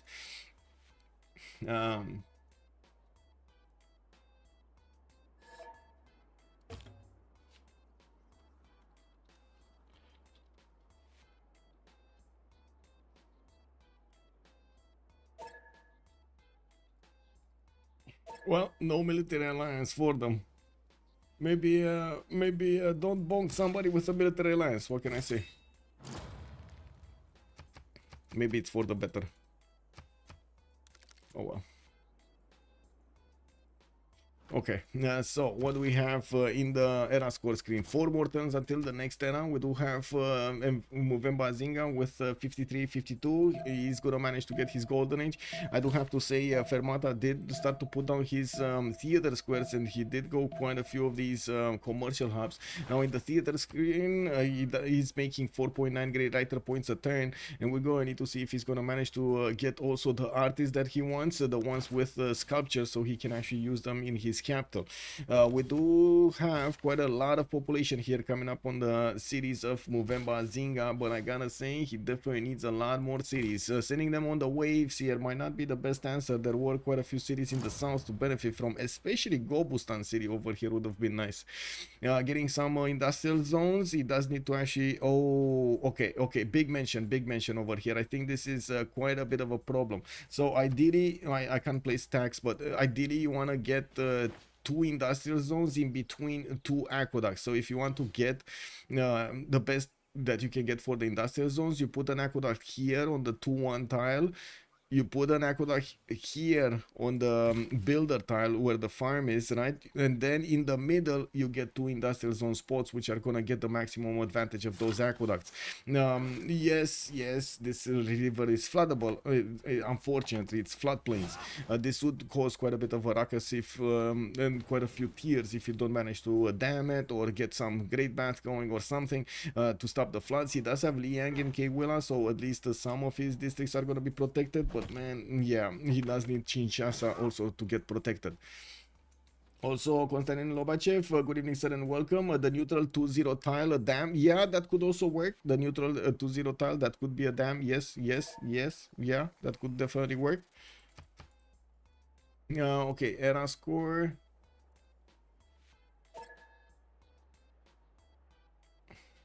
Okay, Jadwiga 64-60. He's getting his next golden age. He's also, oh, I see. There's a lot of movement coming around here. Franciscus is actually putting cities right in the face of his opponents. We do have Zulun on 40-48. She's not getting the golden. So wait, she's getting text. Construction divine right. Okay, gonna get divine right next turn. That's quite a few extra points there. But is it enough though? Is it enough? It doesn't look like it's enough, and I don't see her actually managing to get to castle so she can improve Blank Army. That would have been exactly the points she needed. Can she get a boat out? She can get a boat out. She needs to get sailing and get a boat out. maybe she, well, I guess we'll see. She's 45 out of 48 points, and she does have a few more turns to go. Maybe that's enough. He will put a dam on the 2-foot tile to have a giga industrial tank guy. Good evening, sir, and welcome. Constantly also making a comment. He could also place a 9Z from a Boombi into 4 rice, 4 nice tile, receiving 2 IZs plus 6. Wait. Let me actually take a look. He could also in from a Mubumbi here, from a Boombi, yes, into 4 rice tile into this one. Yes, he could. Yes, that would be 3 bonuses towards industrial zones that you would get from that setup. Well, I mean, you can still work the industrial zone. You can still get the bonuses towards these industrial zones with dams and aqueducts afterwards, especially this one. I'm not sure if it's going to be the biggest one that he could have built. That's what I'm saying. Well, I don't think it's the biggest one that he could have built. Elephant guy did manage to get over the necessary points for his golden age. I do see Ottomans is sending an archer towards him. He's just trying to poke around. The Netherlands in return, he sent one of his horses, you know, as an envoy towards the diplomatic quarter of Bursa, because why not? With so many of these campuses coming around and finishing next turn, Elephant guy is gonna jump up in his science acquirement very quickly. He's already 69 and 62. I would imagine he's gonna be very happy next turn. Now we do have also aqueducts and industrial zones coming around here. He's starting to put those down so he gets the bonuses from them. We'll see how he's gonna get his full setup going. On Aztec, I do see classical power, 38 science, 54 culture. He is era score 10 points away from a golden age. Unfortunately, it doesn't look like he's gonna get it. He's going for Wallo's throne, and I gotta say, in the south he has a ranging barbarian over here. We do see Poland very close to the barbarian how to say colors, right? He's very close to the barbarian colors, so we might actually see Poland transforming into a barbarian nation and going against his opponents here in the north. Especially, it does look like Aztec might be quite a prime target, not to mention Lotaro afterwards. We do have some heavy chariots coming around, so this rings alarm bells. And oh my god, is he actually getting, oh no, Marius, that is the wrong Petra. Very bad Petra. Why no Petra on Delicate Arch? Lancer, good evening, sir, and welcome. Wait. I don't see any. I mean, it's fine. No? If you don't like my man, just blow it. I don't mind. If other people. Yeah, well, will this game be played until one team remains? No, they can CC beforehand, Lancer. I happen to enjoy most of your managers, not the 100 billion of them. Oh, yeah, shot fired. He notices him, put the polder, but he needs to chop the fish, same if it's big. Okay, now you can chop fish. Yeah, you can chop fish. Civ6 going up. All Triangle is actually jumping to defend Marius's decision of putting Petra in a non-delicate arch city. Can you defend this? Wait, can you actually defend this with a straight face? That's 1, 2, 3, 4, 5, 6, 7, 8, 9, 10 tiles, right? 10 tiles. He has 10 tiles in Roklo. If you would have settled over here, the city, well, first of all, he wouldn't have chops, so not there, here somewhere, right? He would need to put it here somewhere. Still no chops. This would have been the best placement where his builder was, but he didn't want to do it. Okay, well, I guess it is what it is. 10 is still good. 10 is still, I can concede on this. I can concede on this. Okay, it's fine. At least he's getting a Petra. We need to be happy about this, right? Petra for 9, 10 times this. Yes, awful Petra. Very, I mean, instead of Delicate Arch Petra. Yeah, Delicate Arch Petra, man. Yeah, but Delicate Arch is Delicate Arch plus Petra equals love. Yes, very big love. That city on the 9th is just too good. Also practicing 2 looks that he doesn't appear to have. Well, I do see he's raising an army, and we do need to see if Poland is actually going to manage to bonk against his Francisco's neighbor. Let's see, what do we have here? Oh, we did jump into the next turn, and I guess we will take a look who did manage to get the golden. So golden Congo, we got golden on Jarwiga, golden on Matthias Corvinus, golden on Wilhelmina. Normal age on Montezuma, unfortunately for him. Ambiorix did get a golden age. Suleiman got a golden age. Lotaro got a golden age. I do see Elizabeth I got a golden age, and also Cyrus did manage to get a golden age. So only one that didn't get a golden age is actually Montezuma. A bit unfortunate unfortunate Scots, it looks like he is gonna get attacked by Montezuma, by Poland. Yeah, I mean, you don't build heavy chariots just to take a look at them, right? You build them because you want to do something with them. Now, where is where is here? Okay, he's on guilds and getting stirrups next turn. 5 turns for Grandmaster Chapel to come around from the capital city to finish in the capital city.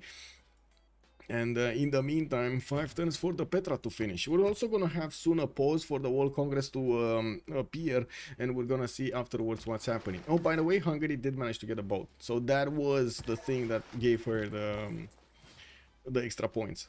And Mohero Daro getting levied. Did she manage to do something with those Mexico City? No, she didn't actually upgrade them, do anything. Okay.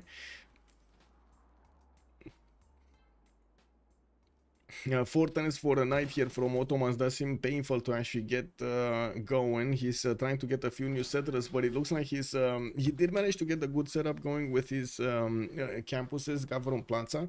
It doesn't seem like he followed it up with his production. He's only on 83 points of production, and this definitely hurts him, even though he does have 1, 2, 3, 4 of these traders giving him the bonuses with Magnus. I guess the tempo of everything and the lack of cities is showing up quite big over here. Let me just vote minus over here on the everything on me, and we're gonna have a pause of 2 minutes until the players will finish this. Also, a real Takashio will sometimes build chariots to upgrade them to cheaper knights and tanks. They look good. They look good, sir. Yes, indeed.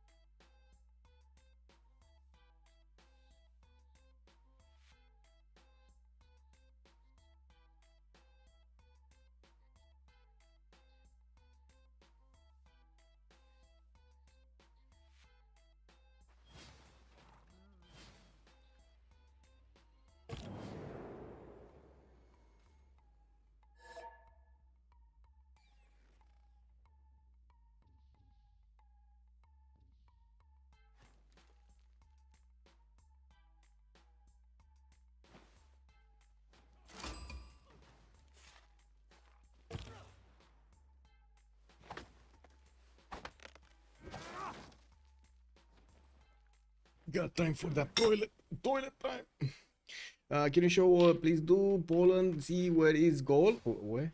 Imagine Arena Rate 1 promotion in Petra. Yes, can you show, please? Does Poland see where is goal? I think that was the question. Let's see. Clicking on Jarwiga. No. Oh, he does. He does know about goal. He does know about goal. He doesn't know about everything, but he does know about goal. Poland is exploring the coast over here and will figure out where goal is. Wait, is this guy 5 turning a knight? Yes. Yes, that's very low production, by the way. I gotta say this is something you want to stay away from, by the way. Hard building these knights. Anyway, now we're gonna need to see how he's gonna fix the problem, and I do see Netherlands did manage to get Hannibal Barca as a general here. Movember Zinga, free inquiry golden age, 53 science and 43 culture and 45 culture. I do have to say his expansions were a bit late here. His free inquiry golden age is not gonna have that much of a boost because his commercials are not that heavy with gold adjacency. Yeah, we do have him lacking campuses, and of course the science is showing. Maybe he's gonna get to catch up, but unfortunately I don't think he actually did manage to nail the district discounts properly, even though I do see a 2 turning theater square in here in the capital city. Mubanzas are coming around for the extra gold, and I do also want to mention he kind of got stripped of all of his great works, right? He's getting all of the books instead of getting all of those relics, and unfortunately that actually slows down Congo a lot, but beefs up Poland to the sky.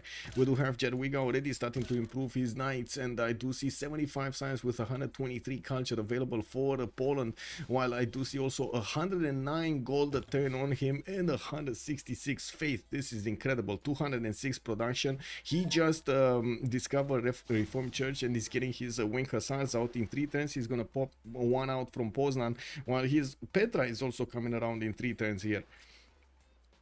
Missed the news. Wait, 2K removes. Yes, 2K actually removed the launcher. Amazing. Yes, amazing. I don't know why they removed it. I don't know why they implemented it in the first place, but I think that's actually a lot of time that we're getting back, guys. This is a lot. This is a big win for everybody. Yes, Congo does get the relics when he's completing the government plaza buildings, but what did Poland do is build the Apadana, and he got all of the relics away from Congo. He traded them, right? He took them away from him, and we'll see if that actually gives them the opportunity to win the game, right? In the end, that's the how to say, that's the goal. Looking at Matthias Corvinus, Zoo is managing to get 140 science and also 53 culture. He's putting a lot of these industrial zones down and starting to get the adjacency towards them with aqueducts. +5s coming around here from the cities, and I would imagine she might actually put a dam at some point. Getting a few encampments also from the cities in the north, while she did manage to get one in the city of Debrecen. Doesn't seem like at the moment Persia is interested in any kind of warfare. We're going to need to see if Persia raises an army here soon. Looking at Wilhelmina, 120 science, 90 culture, and 180 points of production, with quite a few trade routes being sent towards the cities of Hungary. He's making 108 points of gold per turn. We do see more settlers being sent to the east side, and I do see a single horse is standing on the borders of Ottomans. Is this one of those moments when the single player AI is telling you, hey, you're moving units next to my borders, should I be worried? I think this is the moment, right? You should really have a button for that, not gonna lie. You should have an automated button giving every leader the ability to point the finger. Hey, I see you moving.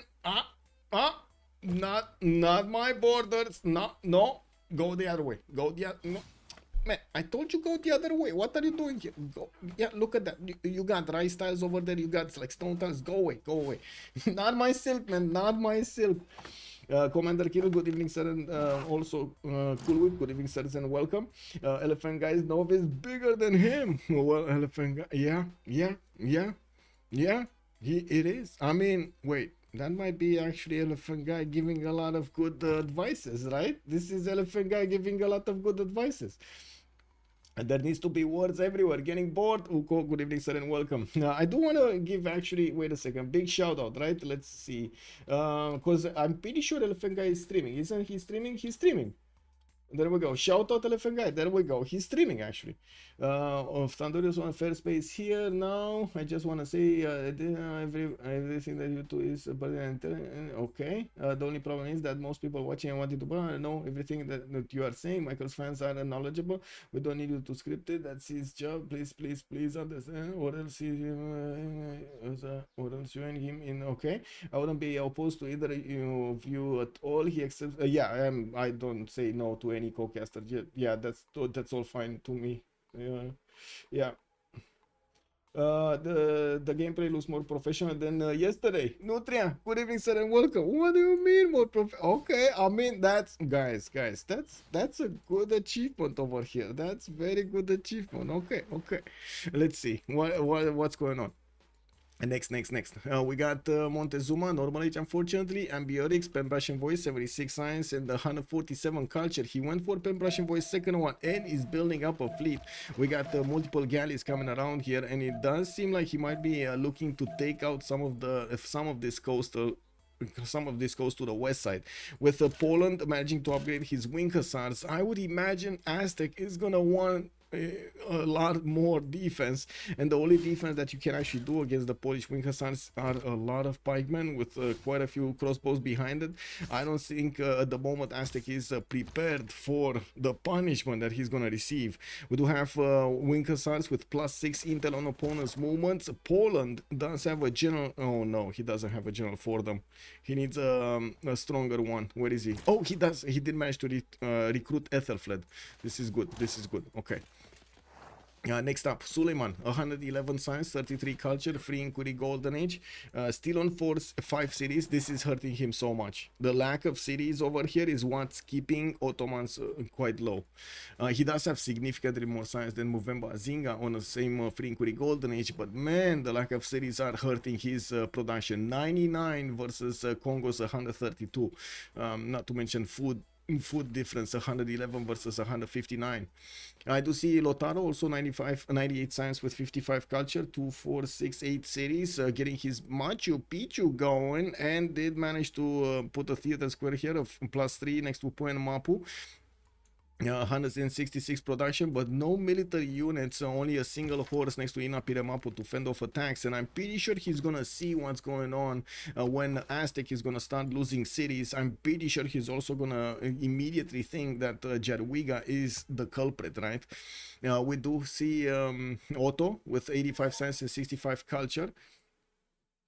Looks like England did manage to get a general for himself, and look at this. Look how Otto is building up the defense. He's actually getting these pikemen, and you can actually see the damage. The Wing Hussars don't deal that well with the pikemen, but I gotta say, if they do manage to actually get to activate that bonus, the Wing Hussars do have that push bonus, which is extremely good. Defenders that cannot retreat suffer additional damage. This is very good if you do manage to get it. Very good. Also Alco, 82 science with 122 culture. Looks like Cyrus over here with 2, 4, 6, 8, 9 series is managing to get quite a bit of peace. He's getting a lot of peace, actually. I don't know if he's gonna keep on being peaceful with a goal building up such a big navy. It does seem like he might actually go for the offense here. Wait, what did we do? Otto has built a caravel. Okay, that's England. So that's another defensive measure, by the way. He built a caravel. That means the city of Sheffield, it's much stronger. It's 47 strength at the moment. Walls are kind of no. I gotta say, walls, no. This is like sometimes it's good to build walls to delay your opponent from taking your city if you can chop them, if you can guarantee the defense afterwards. Most of the time, like 95% of the time, you do not want walls. What you do want is to actually get more units with the same production you're actually plugging into these walls. It's much better to have units that are flexible, are available to move around, are available to actually reposition from one city to the other, or take tiles or something like that, or shoot back or attack back, rather than promote. Also promote is very important, rather than a static defense which will only defend that city center, allowing an army to just pass around it if it's necessary. Usually wars should be your last form of defense, not your first one. And I do have to also mention, there is quite a bit of truth in the saying that offense is the best defense. The thing is, he doesn't have visibility over the cities of Poland here to the east side. That is a bit unfortunate, but he does see the score. The military score of Poland is on 511 military strength, so he definitely, in his mind, he's connecting these two dots and he's saying, okay, I need a military. Good thing he did get a general. Good thing he got a pikeman. He just needs a lot more. He could have probably built another like 2 with the production he's spending over here on the ancient walls. Escalidum asking Wiguchi. Okay, that's Mapuche. I don't know what he wants over here, because definitely Poland is out for blood. It does seem like Marius really wants this game. Also Barb Scout next to goals, WW Cliffs. How did he get there? I don't think Mapu and Jarwiga will fight. They are trading.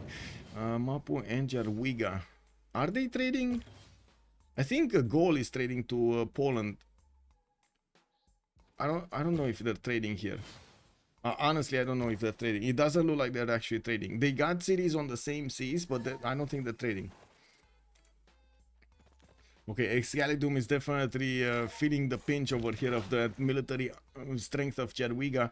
While I do have to say, in the game we also have Ambiorix with 500 military strength, and he is preparing to do something with it. The same can be said about Zoo on Matthias Corvinus, although I believe these are mostly actually levied units than anything else. Yeah, the levied units are just going everywhere, trying to expand the vision. Grand Bazaar's coming out from Ottomans. He's gonna get the double trade routes here soon in his commercials, in his cities. We're gonna need to see if he is gonna manage to connect his city with no, an allied city somewhere. And I just heard upgrades. Caravels. Uh-oh. I see where the Gallic spy is. I think we know who's gonna get it. I think we know who's gonna get it over here. Looks like Alco is in a bit of trouble. He didn't, and I gotta say, Alco could have definitely seen this happening if he just got boats out, but he never actually did get boats out. We do have where is he? Whoa. Alco, 98 science, 130 culture, 200 points of production, machinery next turn, enlightenment in 2 turns, intelligence agency in 4. Yeah, he's not even close to getting a navy, is he? Yeah, not even close to getting a navy. Oh well. I'm a bit surprised about the position of Sparta. He probably didn't want to go on the coast immediately, but that also denies him the opportunity of having a canal. Or maybe the aluminium could be a canal out. Yeah, the aluminium could be a canal out for Hermatana and Sparta. Oh well, I guess this deal is done. We do have a goal over here, getting a massive navy, getting an admiral for that, for those caravels, and also has the possibility to take down the cities extremely quickly. These are very weak. 28 strength is nothing for these caravels. We're gonna see them moving next turn, and I'm pretty sure he's gonna start 2-tapping, 3-tapping these cities. I will pay for it, guys. Great. Wait, please, Mihai, please ask the beans to co-cast. The bees, Wait, bees. Who that? BAs. I don't know who that. Or you mean Ben? Or I don't know who are you asking me to ask this, but I will ask. I will gladly ask it. Persia would be full dead on the battleships, but now Gol is thinking about his teammate. Yeah, Cupcake is true. I'm terrible at this game. I'm sending a trade route for straight station and send you some horses later. I mean, he's doing the Mongolian route, right? He's doing the Mongolian route. Oh my God, it used to be. I still remember these days, man, with Mongolia when he was establishing a trade post instantly while sending a trade route to your empire, and whenever we were making the mistake of letting Genghis Khan in the game and we had him as a neighbor, it was instant declaration. Like, there was no choice. Instant declaration of war against Mongolia. You see Mongolian scout, you see Mongolian warrior, you see anything, just declare war, to deny him the opportunity of getting that trade route in trade post in your city center. I don't think it has it anymore, right? That bonus got taken out, Cupcake, if I remember correctly. Also the RAF would be wondrous. Yeah.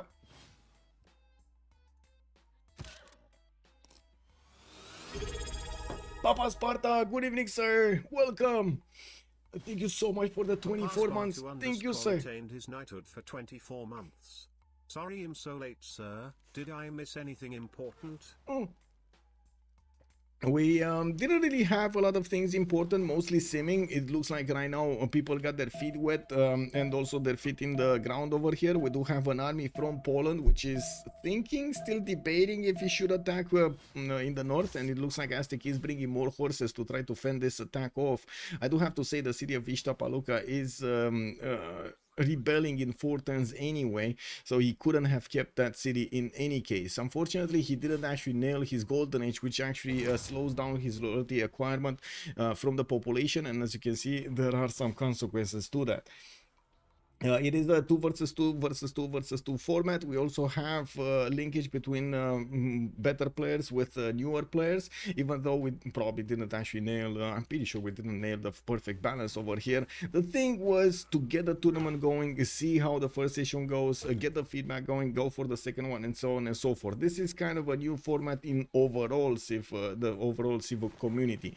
And we see if the viewers like it, if the players will enjoy it, and so on and so forth. And also, I'm very curious how these players, how the new players being matched with the more experienced ones are actually going to perform afterwards, because this is also quite a bit of how to say, basically a training session for them. They get to ask questions. Okay, should I do that? Like, can I do this? Should I do that? Can I go there? Do I do this? And so on and so forth. Yeah, it's a novice with a good player on each team. Yeah, basically. Hungary and Netherlands still not worrying. Hungary and Netherlands are friendly. They're friendly. They're on the same team. Hungary and Netherlands. They're on the same team. What is an opponent is Persia with Hungary is an opponent. Persia with Netherlands is are opponents. And I do see Goal is positioning his caravel so he can start his attack runs as quickly as possible. I do see he has the movement. It's probably going to be a last second attack here. From Goal, I mean. Did I say Poland? I want to say Goal. The same on Jadwiga. He's positioning his wing hussars, not really in visibility of the Aztec cities, of the Aztec troops, but in direct attack range of his units using his movement.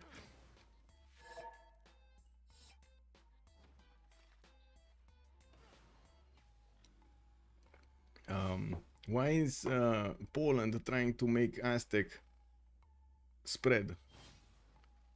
What? Okay, you see attacking, you see declaring war.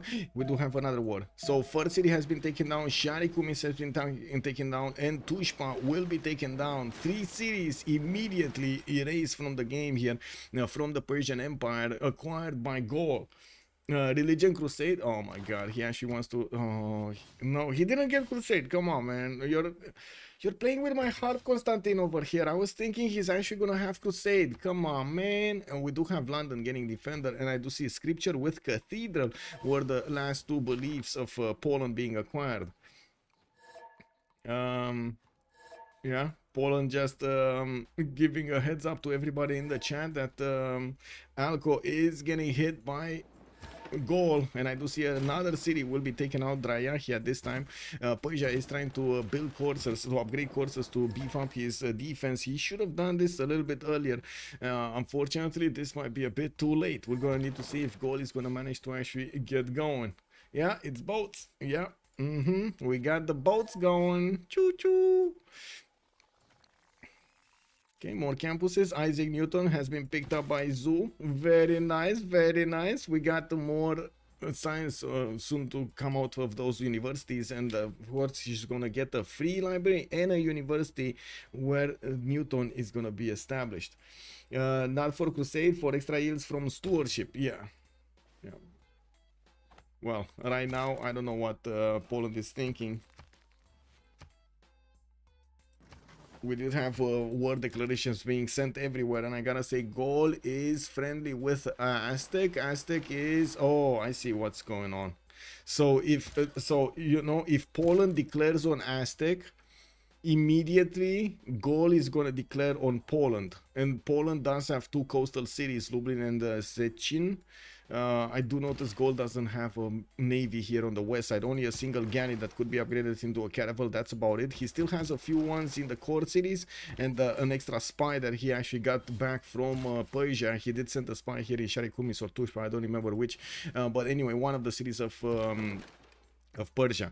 So I would imagine we might actually see Gaul dominating these inner seas and trying to actually keep away his opponents from getting there, while he's trying to get as many cities as possible. He is on 103 science with 184 culture, 250 points of production, although I do have to say Wilhelmina is starting to get very heavy with the production, 322.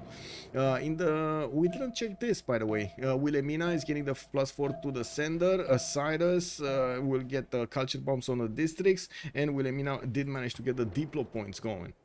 Okay, so let's see what's going on in the score screen. Wilhelmina with Hungary are the best ones here. We got Chadwiga with Fermata on the second spot. Looks like Lobster with Montezuma will be on the third one. Otto with Alco on the fourth, and Escalidum with Olianeko on the fifth one.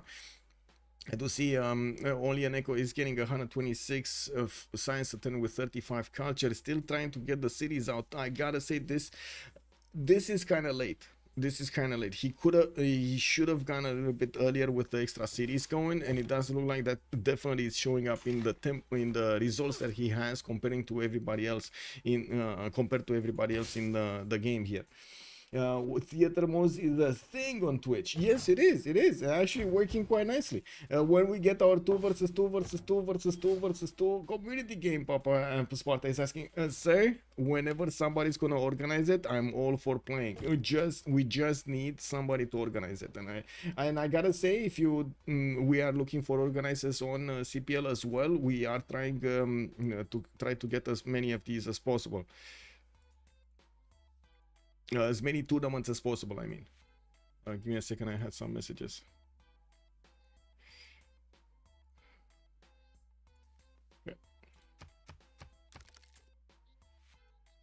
Okay, Gammon from Bursa in 210s. We do have Netherlands with his general floating on the west side, not really doing much, just sitting next to an archer.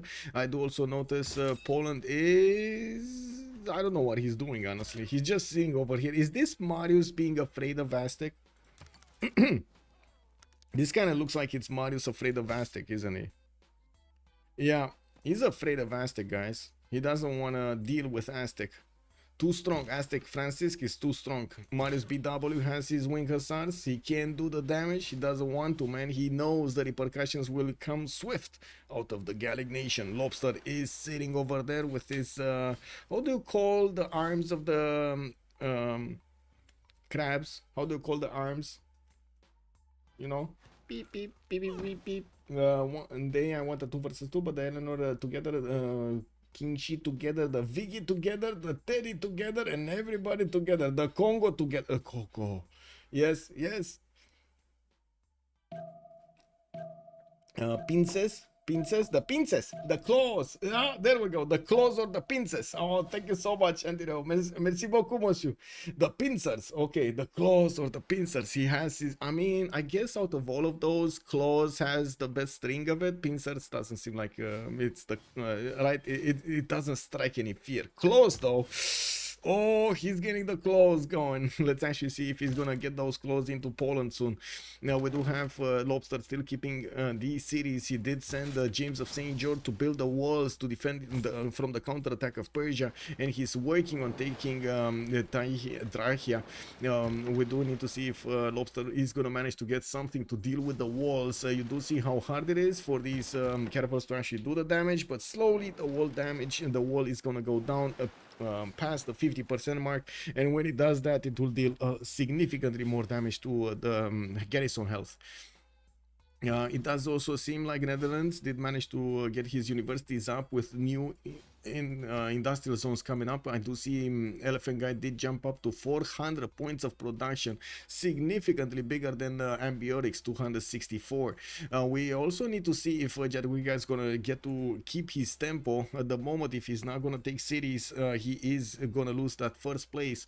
I'm pretty sure, or I should say, he's gonna lose the place he's on right now, on the second place with Congo. We will probably see Ambiotics getting a little bit higher in the points here if he keeps these cities and of course manages to actually take some more. Maybe he's actually gonna keep on going against Persia. Alco didn't drop that much in the size. These were new cities and he didn't have the opportunity to build that many districts in them. We do need to see if the counterattack is going to be successful. I doubt it, because he has many times and he has pikemen, but he doesn't have siege units. And these cities are very strong with the garrison defense inside. There's no way he's going to deal damage to like 57, 65 defense strength cities with just pikemen. Yeah, you see the damage, they just don't do much. They just don't do much.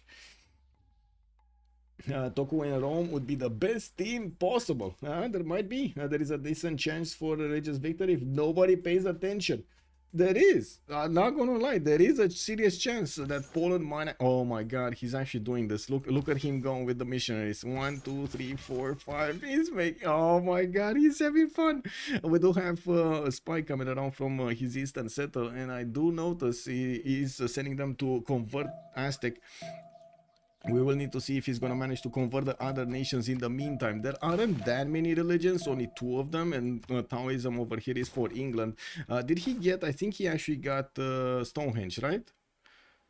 If I remember correctly, no, he actually wanted that holy site in the city of London. Now I remember. Okay, now I remember. He's aqueducting, getting his industrial zones pretty good. We do see that at the moment he didn't actually build his shipyards, which is a bit unfortunate. That's quite a bit of lost production there. He's on 239 at the moment. And on the cities of Congo, I do have to say he did actually put quite a few of these parks and alcazars to get the extra science and the culture. By the looks of it, we do have Congo on 109 and 109 with 141 gold a turn. He finally jumped up to 200 points of production, and even though he did settle some non-freshwater cities, he's managing nicely with the housing. The alcazars giving him what he needs. I do have to point out the alcazars don't have that much production on them, and well, that is actually gonna keep his cities from developing properly. We're going to need to see how he's gonna fix that with maybe some mines over here next to his cities. Wow, 5 turning a library, that is a long time. That is a long time. Goal, bringing an army? No, he's not bringing an army. You see, he's actually getting Venetian arsenal in Aduatuca with Imhotep. And I do see the barbarians are actually sending a skirmisher to his... yeah, look at the barb, man. This was a very courageous barb. Honorable barb, just going into that science and getting into the buildings, getting into the university. But when he got into the library, he was like, no, what is this? No, set it on fire. And look at that, man. He actually got the books, ran home with them. No, he actually, wait a second, he probably threw them in the water. He didn't get them home. I think the bows do not spawn on civilized barbs, maybe. Wait, really? They don't spawn? They should spawn, no? They should. That's kind of weird. Exactly, barbarians need some education, you know. Monkey Wazaro, good evening, sir. Did he convert his ally? I don't think so, actually. Yeah, no, he didn't actually convert his ally.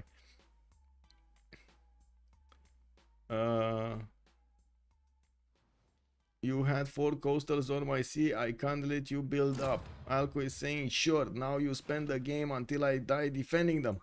Yeah, probably. And look at that. He's getting the trebuchets. He's starting to do the damage against that city center. And will probably pillage the districts he actually built. Because, you know, why not?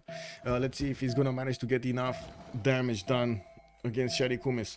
And another relic. Only a Neko is actually on Suleiman managing to get the relic over there. Why not? Perfect. On wait a second, 2, 4, 6, 7 cities Ottomans. Ottoman's production here is unfortunately way too low in the game to allow him to be competitive in the next part. He's on 127, and we've seen bigger nations with bigger stats actually fall because of this lack of production. Remember Canada yesterday? Yeah, I'm pointing to Canada yesterday, man. Just lack of production killed him, unfortunately. We do have God of War and Plunder giving him quite a few points, and I do want to take a look how many. Hungary is on 16, Aztec 11, Poland 13 points, Congo is 21, we got Persia, Cyrus on 12, Ottomans is also on 21, Gaul is just on 5, Mapuche is on 14, Netherlands on 6, England is on 4. Well. And still no movement from the Polish units. I do see there's a bit of a ruckus in Iztapaluca after the city has rebelled, and the citizens of that city want to actually join the Mapuche nation, and Aztec doesn't want to hear it. This is quite a bit of drama happening with the city of Iztapaluca. I gotta say, this is quite a bit of drama. We do have Polish apostles and missionaries starting to cross the seas, getting into the boats to get into Mapuche's territory to start converting those cities. We do need to see how quickly Poland is going to manage to do this. With 245 faith a turn, he's going to be quite efficient in converting his opponents. Rewind the scene or check the YouTube after. My copy is minuscule compared to what I've seen on here. Good wishes. Oh, cupcake. Oh, copium. Yes. Yes. Yes. What would we do, Cupcake, without some copium? I don't know. I don't know. I think we would all go crazy. Don't you agree, Cupcake? Old Triangle just came back. Are the Winter Stars going anywhere? No, they're actually chilling. They're making a Barbie over here next to the city of Lodz. And when I say Barbie, it's barbecue, not something else. We do have Poland sending the missionaries first. I think he's trying to first talk to the Aztec people, trying to show him the correct pathway forward. And if Aztec is not gonna understand which is the correct pathway forward, I think that's when the Wing Hussars are gonna go in, right? I'm crazy as we speak. Yeah, I mean, it is what it is, man. It is what it is. We're going crazy every day. I don't know. In these days, when definitions are getting challenged, like normal common sense definitions are getting challenged, I wouldn't be surprised if we have more crazy people. Just saying, man. I'm not surprised we have more crazy people. And we got Tushpa rebelling 6 times for that rebellion to happen. Unfortunately, the city is not growing and there is not enough population to keep it up. I do see the trebuchet of Persia is dealing the damage against the walls of Shari Kumis, while the Persian units cannot attack right now. Only the crossbows maybe can do some damage. They can still pillage, which is fine. The commercials, the ivory, the campus is... are all gonna be extra yields over here for Persia. The city in the north of Sparta did get taken out entirely. Gold did not want to muddy himself with a city that is not even close to his borders. Read 99, what we're living it. The Beasley.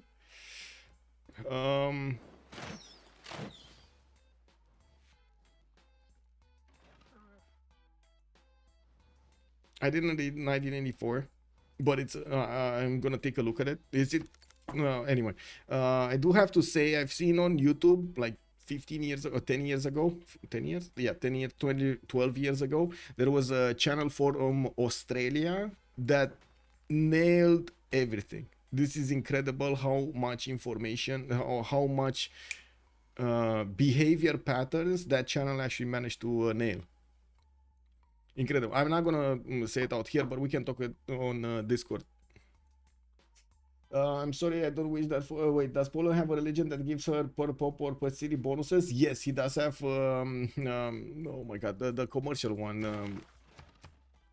Stewardship. Each campus on commercial districts and following the religion provides +2 science and +2 gold, respectively. Oh yeah, he's getting everywhere. He is getting everywhere. Also getting everywhere in the cities of Mapuche. We do have Jadwiga on 173 science, 158 culture. Doesn't really have that much space for new cities, even though to the southwest maybe could have actually fit 2 more cities over here. We don't see him building them. We do have a dam getting into his capital in between these tiles to protect these tiles from being flooded. Then I do see Fermata is building Chichen Itza. Wait a second, Fermata is Gaul. It's November Zinga, it's Congo. Where is the Chichen Itza? Because that's a lot of production and culture that he's gonna get. Do you see the Chichen Itza? I don't see. Oh, I see it. Kinshasa. Governor Liang, and he did actually put that dam not in a place that we were thinking, but he did manage to get the at least 2 of those, giving the bonuses to his industrial zones. And you can see the +6 happening over here with another +6 happening over here, and we'll get another one on the maize style. Very good placement. Very good placement. I can't disagree. I cannot disagree. Works for Poland and Congo only. Yeah, due to Congo specific bonuses, not the fact that they are teammates.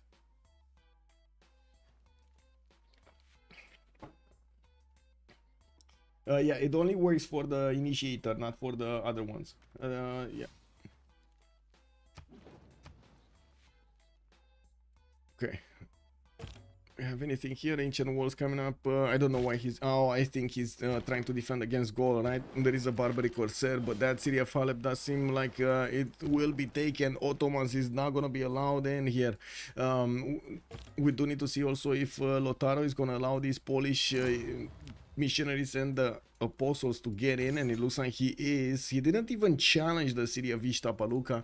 Montezuma is, sorry, Lotaro is an opponent of Montezuma. Well, I guess this is sportsmanship, you know. He didn't want to let that city just be free. Okay, it is what it is.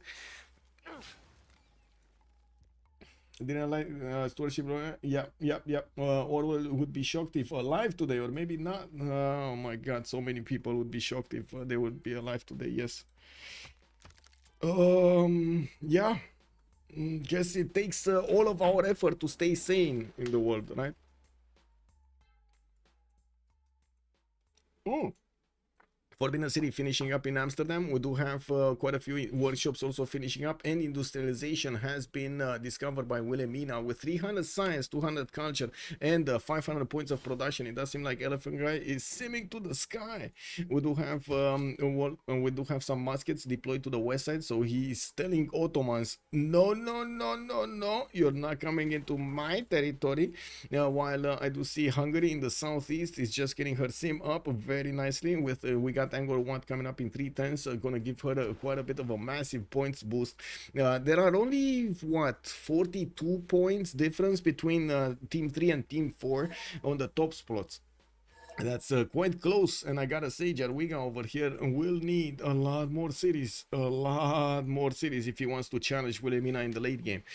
With Forbidden City giving an extra card to use, or I should say an extra workable slot for the cards to use in any government. This is gonna be extremely valuable for Netherlands, and he does have quite a few more cities to settle on the east if he wants to, but I think he first wants to actually keep his cities very happy, and unfortunately he can't keep up his +6 anymore. He's one turning, he has so much production that he's one turning factories, and he did manage to get a wave of shipyards in his city centers. I see 1, 2 shipyards. I don't see third or fourth. Actually, here he didn't get the shipyards in The Hague or Leiden, but I think these are not good. This is a 1, and this is probably another. Yeah, these are not good. That's why he's not getting them. No, not that big of a return from the shipyard in those harbors. Lobster is saying he has to build harbors. Yeah, he has to build. Yeah, he has to build. There was no way, there was no other chance for gold to get out of that. Like Peninsula, Tundra to the south, let's be real. Anybody would have done this, right? Anybody would have started exploring the seas and dominating the seas around them if he was in this place. Okay, yeah, still very close, Also, I gotta say, Ambiotics with Montezuma are keeping up quite close also. Very nice. Yeah, Dutch Hungary are giga massive. They are, Boreal. Good evening, sir, and welcome.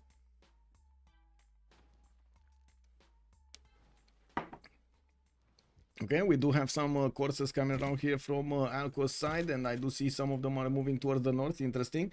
While Sharikumi's walls have been taken down, I do see Persia did manage to get +6 intel on opponents' movements on goal.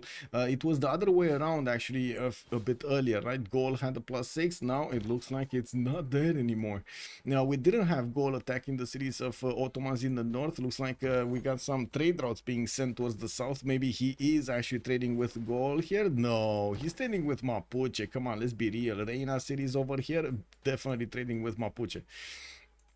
The cities of Mapuche are getting converted quite quickly by Poland, and well, we do see also the cities of Aztec are getting converted.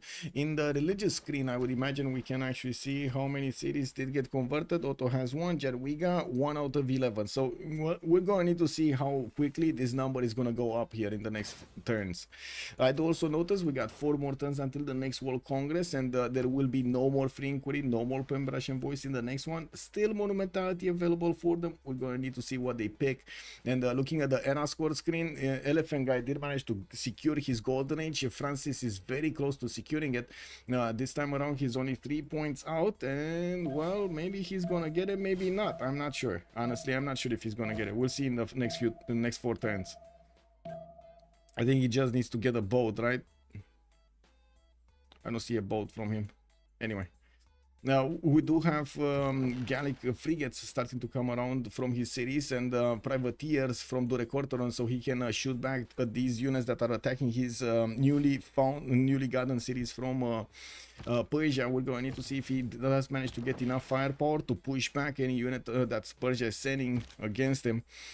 We do see two of these trebuchets are doing the damage they need to be doing against Shari Kumis, and the crossbows are just panning those numbers. He might take back this city next turn, actually. Oh my god, he might actually take back this city. Yeah, very good for Alco, by the way. This is showing us how you should do it. I gotta say, Gold did make a bit of a tactical mistake here, not getting those ranged units a little bit faster. And honestly, I was expecting Gold to keep up the pressure, as in send the land army after he got these cities away from Persia, because it was kind of, how to say, easy to deduce that Persia is going to want his cities back. He's going to fight for them, right? So you want to keep up the pressure, keep the reinforcements line going, so you can actually keep on taking cities. Gold spent nothing, and Persia is out of the game. Well, is he out of the game yet? I don't know if calling him out of the game entirely is true, but yeah, he's kind of in a problem. He kind of in a pinch. 121 science, 134 culture with wait, is that 1200 gold? What? No, that's actually what? Okay, he just spent some gold. He's giving the gold to Elizabeth I. What is Elizabeth I doing here? Why did he get 1,000 gold? I don't know. Why did he get 1,000 gold? They're just sitting on gold here. Sitting on gold is not good unless you want to upgrade with something, right? Or you want to buy planes, or you want to buy something extremely expensive. Sitting on gold is just you not using the resources to increase your tempo in the game and keep your advantage against somebody else. And it's not good. It's not good. I do see Zulun is doing the same thing, actually, keeping up so much gold, 1,100 gold points. Interesting. Okay. Anyway, we do have factories coming in, some more commercial hubs, in Camel training projects, so she can get one of those generals with factories going in most of her cities. We're going to need to see how the production is going to evolve. Right now, 280 science with 68 culture. We do have her on 313 points of production. That's pretty good. That's not bad at all. Do we have anybody else getting to the golden age? No. Francis is one point away. Franciscus, actually. Franciscus, yeah. Wait, oh my god, I just watched Deadpool, like, I don't know, a bit of the Deadpool 2 movie, and I remembered Francis the name, right? Wasn't Francis the guy who, like, the scientist, quote unquote, that made Deadpool into what he is? Isn't Francis the name? You gotta love gold playing Phoenicia. Yeah, you gotta do. That is so true. That is so true. And Shari Kumis is back in the Persian nation, back to the motherland. Okay, I think yes, Hungary is a female player. Yes, Zulu. Or I hope I'm not mistaken. If I remember, yes. Just battleships waiting room. Well, we'll see. Shari Kumis got taken back immediately. Lobster is building the walls in Susa again. And I do see with the arrival of the frigates, he will get the opportunity to shoot back against Persia. Fortuna Belli, good morning, sir. Did you finish your Fortnite session? And how did it go? Did you win? Did you win? Did you win? Unless Persia can take out some of the gold navy, can keep the cities taken out. Yeah, exactly. Well, let's actually see if Persia is going to manage to keep up the pressure here, or these cities are going to be lost to the great Gallic nation. We also have quite a few more of these Polish mission is getting into the borders of Mapuche. Mapuche trying to get Terracotta Army for the second promotion, but not getting there. You know, we do have Congo in the west also getting those writers going. Andrei Rublev as artist, unfortunately not the one he was looking for, not the one with the sculptures. 4 turns for Chichen Itza to finish in Kinshasa. I do have to say Congo does have chop for it, and I do see there is one builder positioned. I don't see another one, which is well, I guess he's gonna need to make do. Somehow he's gonna need to make do. Otto did settle a few more cities to the southwest, and right now he's industrializing his cities with quite a few of these how to say, industrial zones not yet getting to factories. While I do notice he did manage to get to 115 science, he's 3 turns away from industrialization, 1 turn away from getting civil engineering. Finishing up what's in the capital, that's going to give him a bit more faith and science, not a lot. And Kilva is going to finish also in the English city of Newcastle upon Tyne in 2 turns. While I do notice Aztec Francis actually got his encampment right in the face of the Polish wing hussars. Man, no fear. I gotta say, this is a no fear statement here from Francis. I don't fear your wing hussars. What you gonna do? What you gonna do? What you gonna do? Oh my god, I need to make guys, do we make that image? Do we let's clip it, somebody clip it quick, clip it quick. Clip. Where is clip button? Where is the clip button? Did I get it? Oh my god, I'm gonna do it again if I didn't get it. Give me a second. Trying to see. I need to make that as an emote. What you gonna do? What you gonna oh man. Let me see. Come on.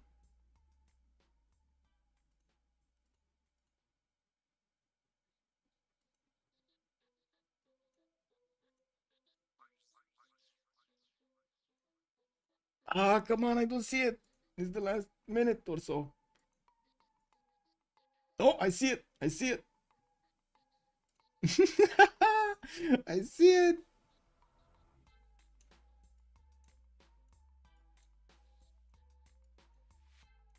Okay.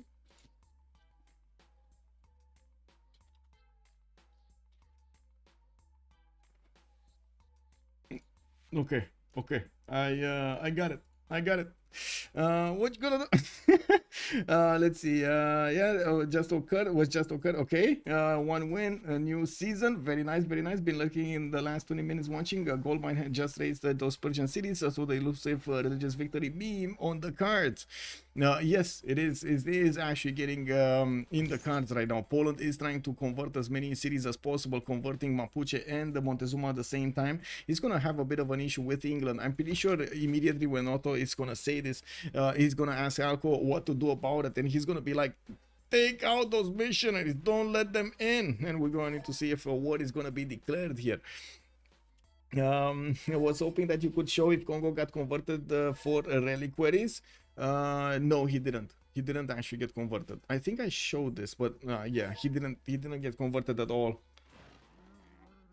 Let me actually do 2 things over here. First of all, download this. Download the thing, and second of all, start off on After Effects.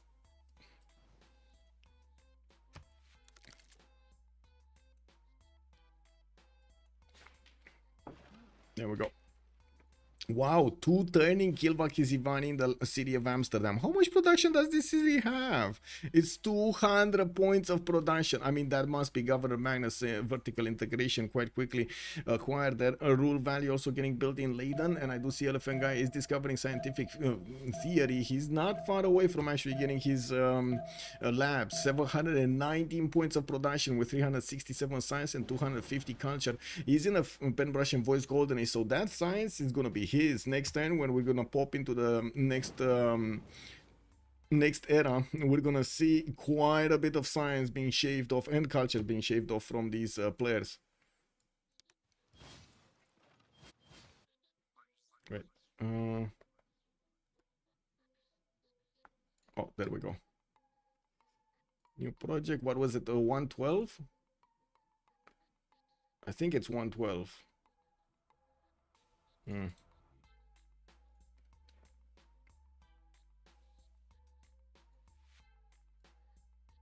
Okay, and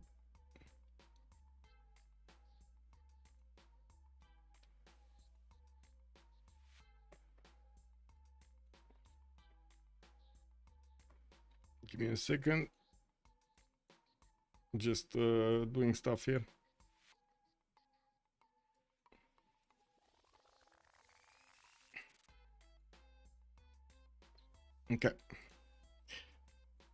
Okay, so we're in the next era, and we do have the new I would say the new stats. It does seem like Gaul keeps on banging on the doorstep of Persia and taking out his units from the coast. We do have Gallic privateers with frigates doing the damage against the Persian pikemen corps, and of course pushing back the trebuchets. It does seem like also the crossbows are getting into position, unfortunately, to be hit by these Gallic units. It doesn't seem like Persia is going to manage to take those cities back. While Poland is keeping on his expansion of the religion, we do have him managing at the moment not to, not to convert any of his opponents' religions. We did have, Kilvak Isivani finishing up. It was probably finished by England. He was building it quite a bit earlier. And I do notice industrial zones are starting to come around from Newcastle upon Tyne. That's going to be this, a +3 that he will get to Aqueduct. No problems for him to get that going, with also Chichen Itza finishing up next turn. This is going to be quite nice for Congo.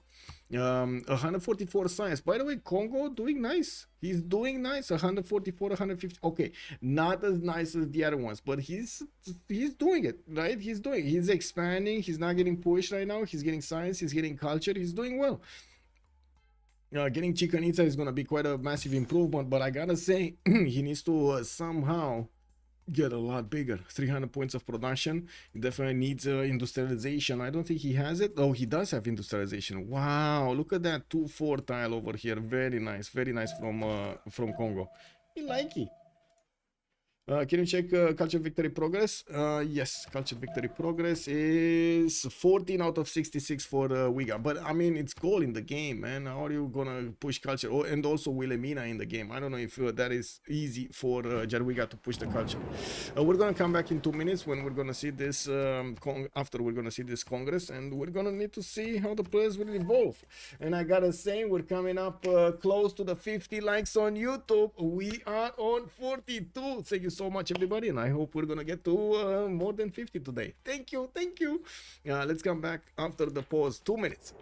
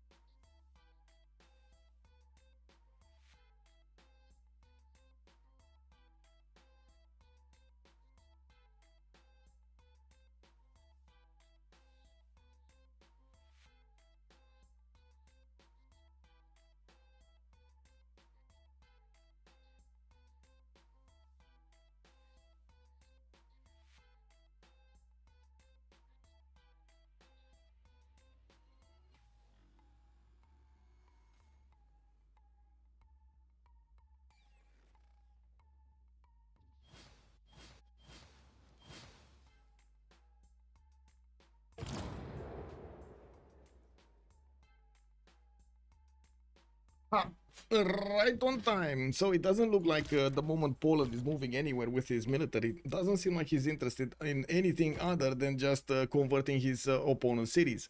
While I do see Persia is struggling to actually get back his strength over here, those cities, unfortunately, it looks like whoa, Persia. Gaul went Dark Age. Did Persia go normal? No, he's still in the Dark Age. But these cities, man, are losing a lot of loyalty here. 7 turns to flip, 2 turns to flip, and 2 turns to flip. He's not going to keep them. He's actually not going to keep them because these cities have flipped quite a few times. And you see that they have no more population. This is not enough loyalty to keep them. Not enough loyalty to keep them. Elephant is worried about Ottoman military. Ottoman military. Okay. I mean, what Ottoman? Oh, I mean, he built military. Ottomans built military to defend against a possible attack from Alco. And he did well doing that, because look at the Corsair corps in the north, man. They might be going against the many times of Ottomans. This is gonna be problematic, to say the least. Oh, calf corps. Oh my god, this is gonna be this more problematic. Okay, let me get the thing. Downloads. This. Okay. This. No. What is it? This. No, I need bigger.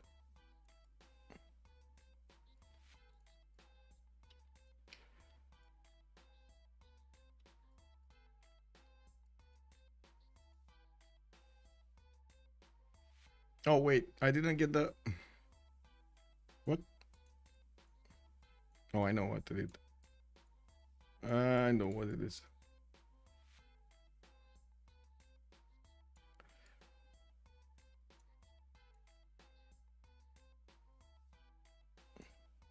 Okay, I got it. Let's actually see. Control M. GIF, right? It needs to be a GIF. Check. A GIF. Can we get a GIF? I'm trying to make that emote, by the way. I'm doing the emote. Just, I think I can actually show you. Give me a second. I'm doing the emote. It's not here, right? I don't have it here.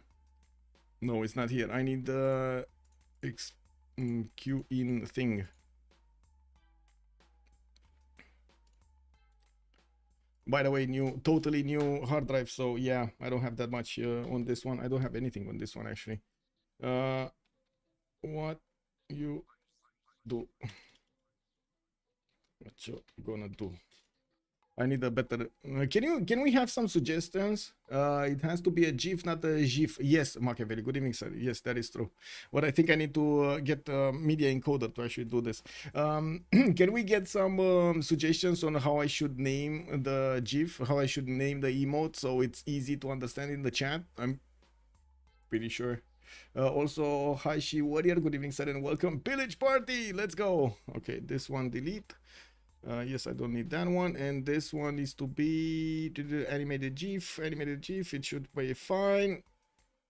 Let's go. Call it watch the game. The Beasley. Yeah, man. That's how it took. That's how much it took. I'm sorry. That's how it took. You still read it wrong? What do you mean read it wrong? Call it the snake charmer. Yeah. Come on, it needs to be like really simple. How should I put the short version of this? It's not a GIF, it's a GIF. What? GIF. I don't know what you mean to say, Machiavelli. But anyway, good evening, sir, and welcome. Maybe I don't pronounce the G properly, or the J. Is the J? Anyway. Oh my God. Snake. We pull it snake. Get the snake going. Okay, let's see. What is it? Viewer rewards, emotes, animated emotes. There we go. Upload GIF, GIF, whatever you want to call it. Not this. Home. Let's see. It was here somewhere. Open file, graphics, emotes. This. Let's see. Does it work? Yes, it works. On spot.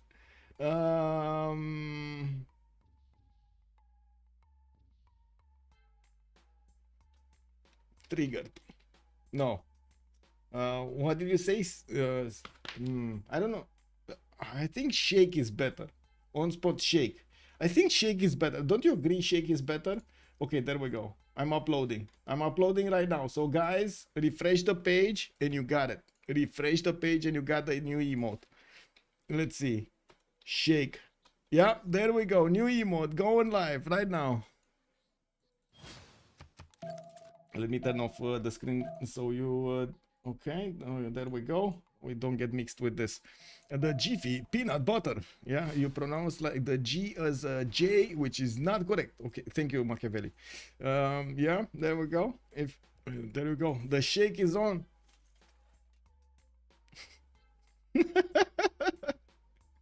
Anyway, I think that's another emo that Ensasu is gonna be happy with. I hope so. I hope so. Ensasu, you gotta give us the quality check. You gotta give us the quality check on this. Now you know, yeah, you pronounce. Well, I gotta say, Machiavelli, you pronounce, yeah. Well, Persia is starting to move in on the units of Ottomans, and yes, Ottomans was being caught building his industrial zones and getting his workshops up. He's starting to get the walls up, and this is again a bit of a problem. I do see these Persian cav corps are managing to one-shot the units of Ottomans, which is gonna be problematic. Ottomans will need his next upgrade, and gunpowder is barely being discovered in 2 turns. This is a bit too late for Suleiman Kanuni to get this going. We did have Montezuma going for reform the Congress, and I do see there was a war being declared, and I would imagine actually it's Persia against Ottomans that just declared. While I do notice in the south we do have Gol losing the grips of Shari Kumis and Tushpa, and he's gonna lose also the city of Susa. Oh wow. So wait, let me get this straight. Lobster tried to get more points from attacking his neighbor, taking away points from his neighbor, but then he cannot actually keep the cities of his neighbor because the free citizens of those cities of Persia are not letting him in. That's what's happening, right? They're not letting him in. They're just saying, no, Gol, no, we saw what you can do. You can stay on the coast. On the 7 seas, you can go take the seas. Not this city. This city is ours. Ah, there we go. And Sasu knows. And Sasu knows. And I thought you were a regular human. Oh, whoa. Wait, no. He's better than a regular human. Advanced human. Did you guys see the game, by the way, Once Human? Do you see the game? Elephant is safe. Woo! Let's get the pop. Yeah, yep. I bow to you now? Check. Anyway, Rule Valley finishing up in 2 turns for the Netherlands. While I do notice he's actually going, whoa, he's actually going for a Diplo victory. Statue of Liberty in Amsterdam finishing up in 3 turns. He did get another Diplo victory wave of points, and I do see he's right now on 7 out of 20. He will be 11 out of 20 when he's going to finish these 2 wonders. And I would imagine, well, Mahabodhi Temple would be quite interesting. Does he? No, I don't see a holy site anywhere. But I'm pretty sure he can get a holy site somewhere next to a forest, so he can actually build the Mahabodhi temple. That would be an extra 2 points, and especially if you want to go for a Diplo victory, that will be extremely valuable. I do see also Poland is about to fully convert Aztec, while I do notice he did already fully convert Mapuche. That's 2 nations that got converted by Kek Crab. I do also notice Poland is starting to put a few ranged units next to the coast, especially catapults there. He's also getting his Renaissance walls for the boost in his capital, and he did build the Sankor Wat, actually, University of Sankor, I should say, is University of Sankor in the city of OnSpot Curious on the right side, while he's getting his coal power plants in his other cities. Poland, 250 science, 140 culture. He does have 500 points of production. It's pretty good result at the moment. You guys heard Blaze Cat games? Wait, whoa. I hope not. I hope Blaze Cat is fine. What did you guys do? Well, Ukraine seems to be kicking lately, so I'm down really. I hope you good, bro. You good, bro? Okay. Okay. We do have some bombards coming around here from Alco. He's not giving up on his own cities, with trebuchets already doing the damage against the city of Susa. Looks like that city did get stabilized in the loyalty with Governor Victor assigned to it.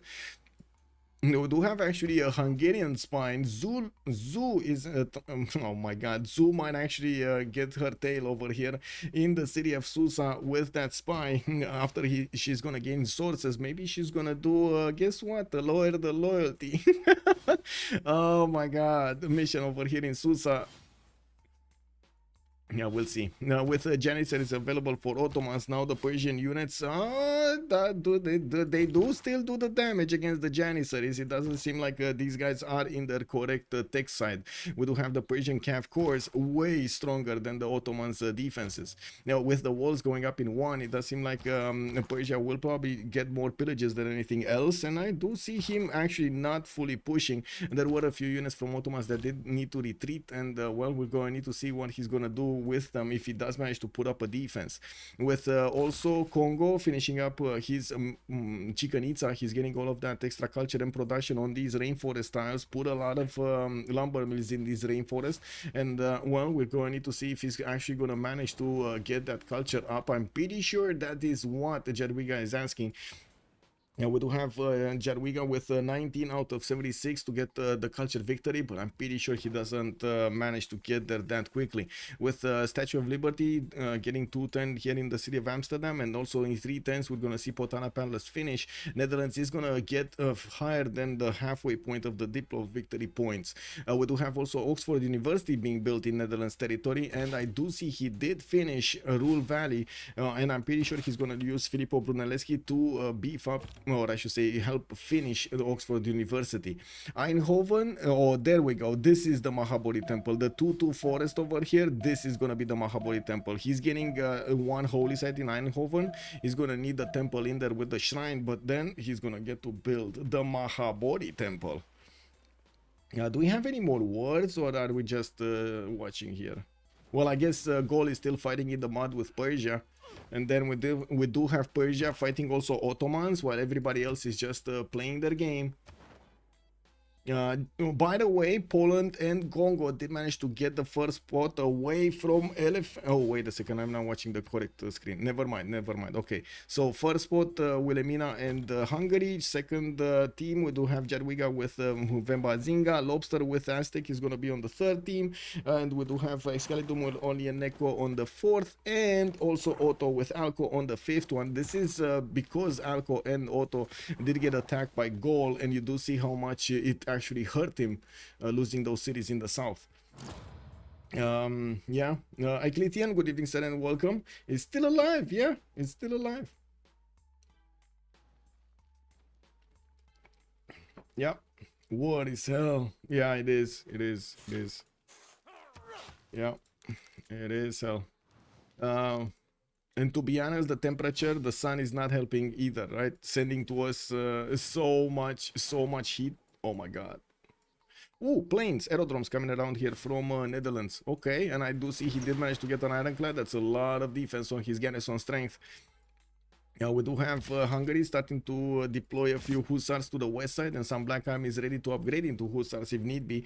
I do notice she doesn't actually have a standing army. With in the score screen, Hungary is 830. Where is this military strength of 830? I only see like maybe 200 over here, not even 200. What is this military strength?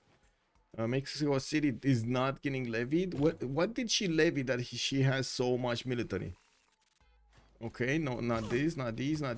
Okay, what's this? What's this? Buenos Aires did get levied by Dutch, and I do see Hungary also levied some units here. Where are these from?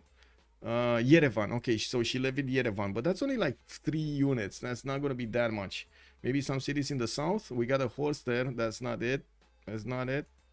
No cities on Volin. No. I don't know what she levied, honestly. How does she have 800, 760? No, not that. Sorry, 830 military strength. Do you see 830 military strength here? I don't see it.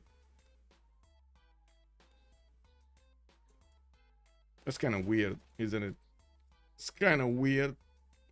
Okay, we got some knights moving around. Does she have units everywhere on the seas or something? I don't know.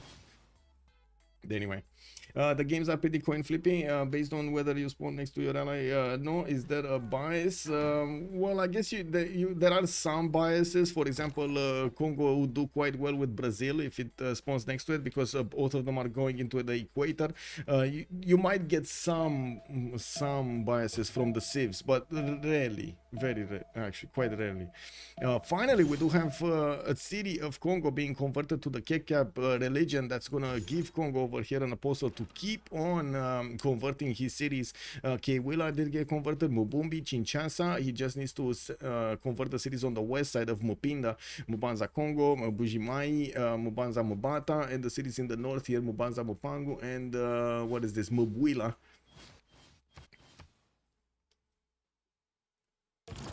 And his army is not moving anywhere. He's just putting everything he can into those apostles, every bit of faith that he can into those apostles and missionaries. I do see Jadwiga still benefits from like 1558 points of faith per, in the bank, so definitely has a lot more bank to use if he wants to. While I do notice also Persia is gonna get to shoot back at these units quite strongly with his bombards. He's first using his trebuchets, and I do notice he did take down one of the frigates of Gaul. While Gaul is trying to get back Shari Kumis, this is gonna be quite a problem, quite a problem. I think Propaganda got to chew a bit more than he could handle. Kick W. Yeah.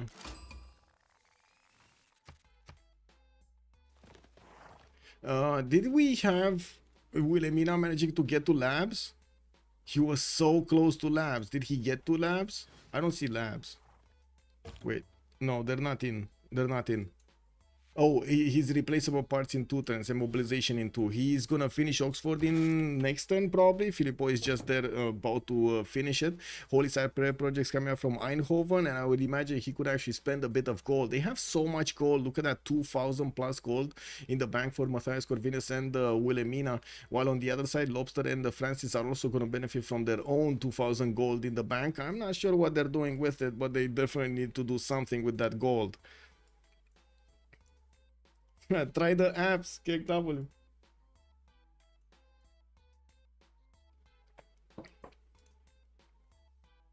Hey, we're 2 likes away from hitting 50. Woo! Let's go. On YouTube, of course. Yes, yes, yes. Did we have, wait a second, I need to take a look at the chat in YouTube. I don't know how to pronounce your name, but thank you for chatting. I don't know much about 2 versus 2 versus 2 rules. Can 2 teams agree in advance and attack the other? And no, there is no collusion. There should be no collusion, to answer your question quickly, between the teams. The teams are gonna coordinate if they, well, coordinate, I wouldn't say really coordinate, but they will try to smell out their advantages. If there will be a way of actually getting an advantage in the game from maybe pillaging an opponent that is getting hit by another opponent and so on and so forth, they will do that. If not, they're just gonna stand by and take a look at what's going on over there, because it is extremely punishing to actually get an army out and upkeep it and actually trade units with your opponents. You did see multiple times how I pointed out what actually takes away from your amenities if you go below those extra bonus thresholds, the +3 or the +5 the +6 amenities in your cities. It's gonna significantly lower your outputs. I'm both happy for you, but also a bit sad, but mostly happy, depending on the circumstances, really. I think Sandorios, this is exactly why Shake was made. This is, wait a second, I can't shake it over here. Oh no, I need to refresh the chat. Yes, there we go. I need to shake it. Yeah, shake it. Woo, woo, woo. Yeah, yeah.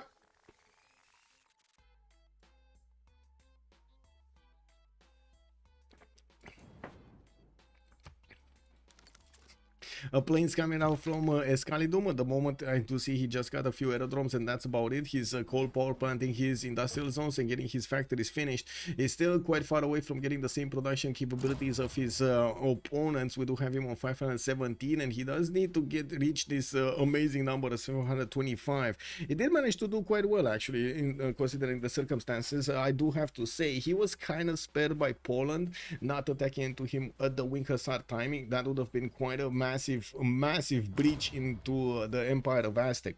And we do need to see what these Persian units are doing. It looks like they're encountering some pikemen here from Ottomans, but they are getting into the tiles to pillage as much as they can. The pikemen shots, oh sorry, the pikemen shots, not pikemen. No, the pikemen shots are not really good to defend against the Persian cav corps. With 93 attack strength, the cav corps are definitely superior to the strength of the pikemen shots of 67. And I'm pretty sure the traders are gonna be the first one to suffer the well, the encroachment of the Persian units into his territory. Mahabodhi Temple getting 310 in Eindhoven. We should already have, actually, yeah, there we go, 11 points out of 24 elephant guy. And looking at the score screen here, it does seem like we do have him with them both, actually, Zulun and elephant guy, with a decent amount of Diplo favor in the bank. We're going to need to see if they're going to get to use it in the next World Congress session to actually win this. Now, while I do notice he did get a religion, it shouldn't be that important. Divine Inspiration and Holy Order, he just wants the missionaries as cheap as possible, and that's it for the well, that's it. Actually, he's gonna get some faith per 10. I don't think it matters that much. Aerodrome in Amsterdam getting 110. I do see also Great Zimbabwe getting built over here in Batavia, while he's gonna get water parks for the extra amenities. Unfortunately, he didn't manage to build the Colosseum, although he is on +6 amenities in the majority of his cities. Tampa, so I'm not. Oh, I see. Wait a second. Okay. Well, it's okay, capital of the world. Interest. Okay. Tampa, so I'm not. Okay. Just kidding. Yeah. Okay. I wouldn't get married again. To me, it seems like a one-time thing, but who knows what the future holds.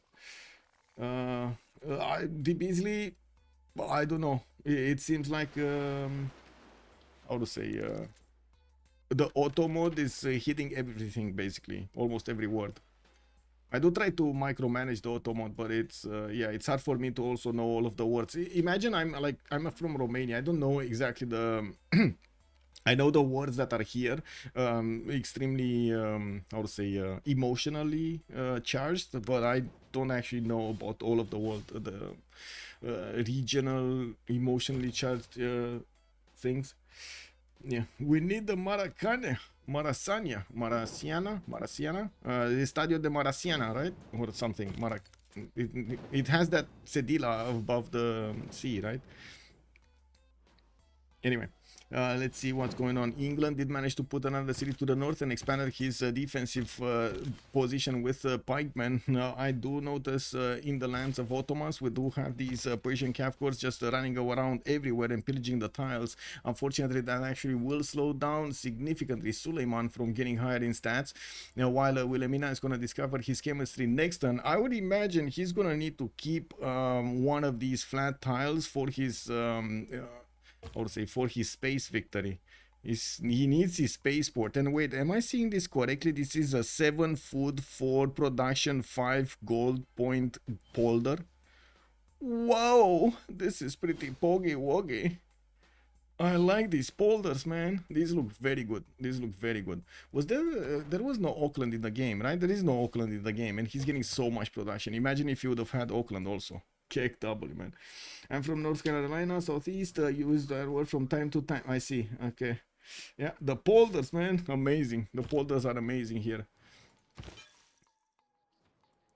Sejet got hit by a flood. Wait a second. I'm pretty sure I saw a dam at some point being built. She didn't build a dam? Interesting. I'm pretty sure she could have built a dam in between these. Oh, I thought she's gonna build a dam, but she never actually got to put it down. I see how it is. I was thinking she's gonna get it on the 3-1 tile.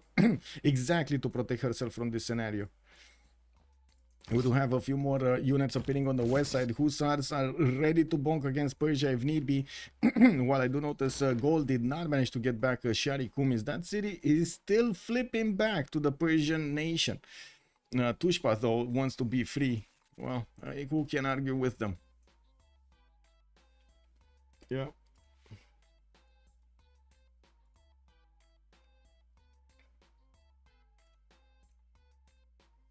Hey, we got to 51 likes. Woohoo! Thank you so much, sir. It's much appreciated. Much appreciated, says. With much pleasure also, I still don't know how to pronounce your name. Please. If you can write down how I can pronounce your name, it would be extremely helpful. I don't know how to read Cyrillic. I think that is in Cyrillic. I have no idea how to read it.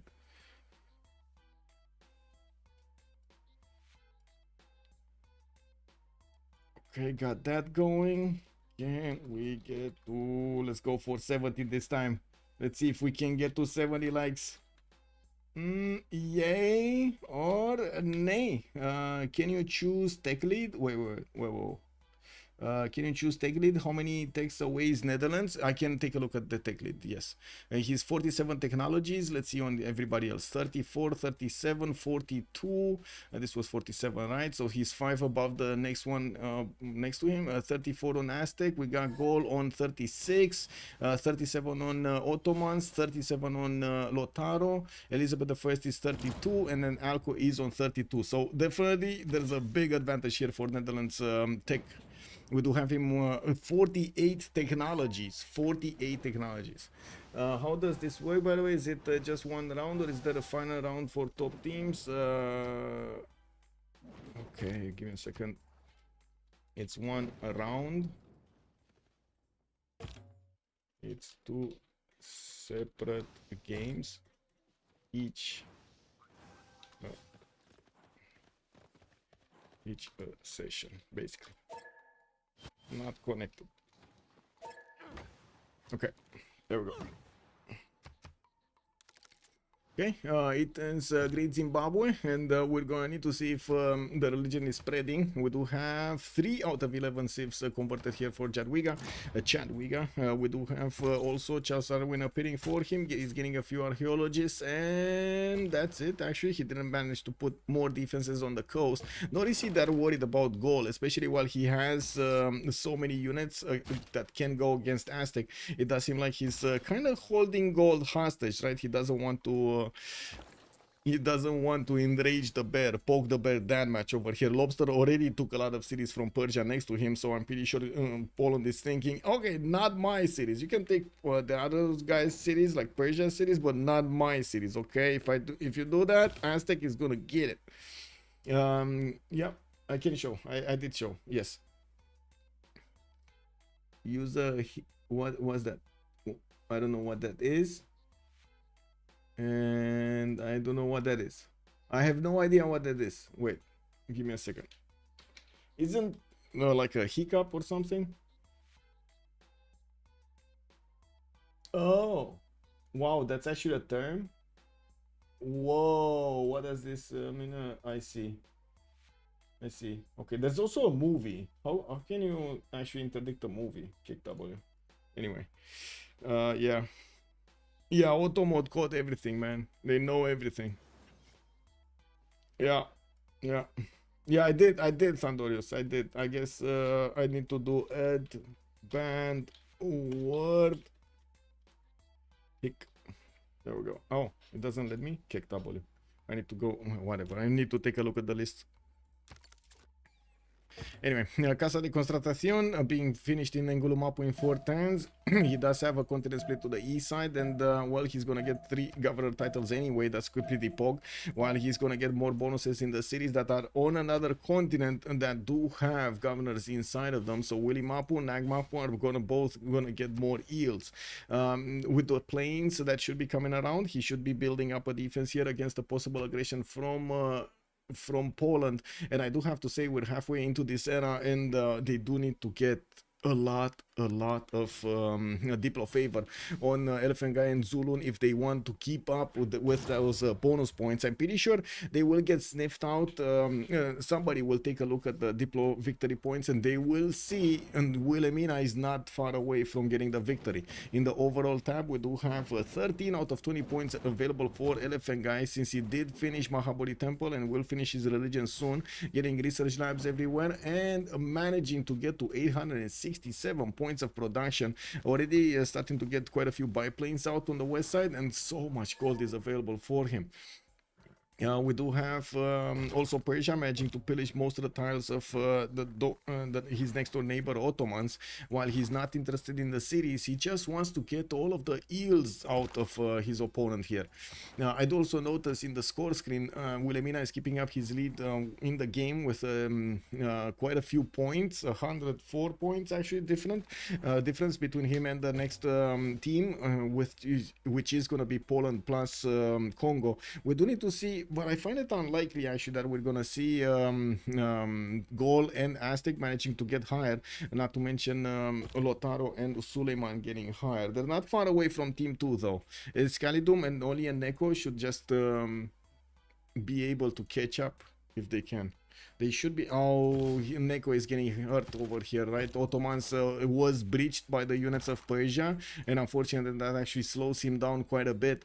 Even if he's getting the population, unfortunately the production is going to be a problem.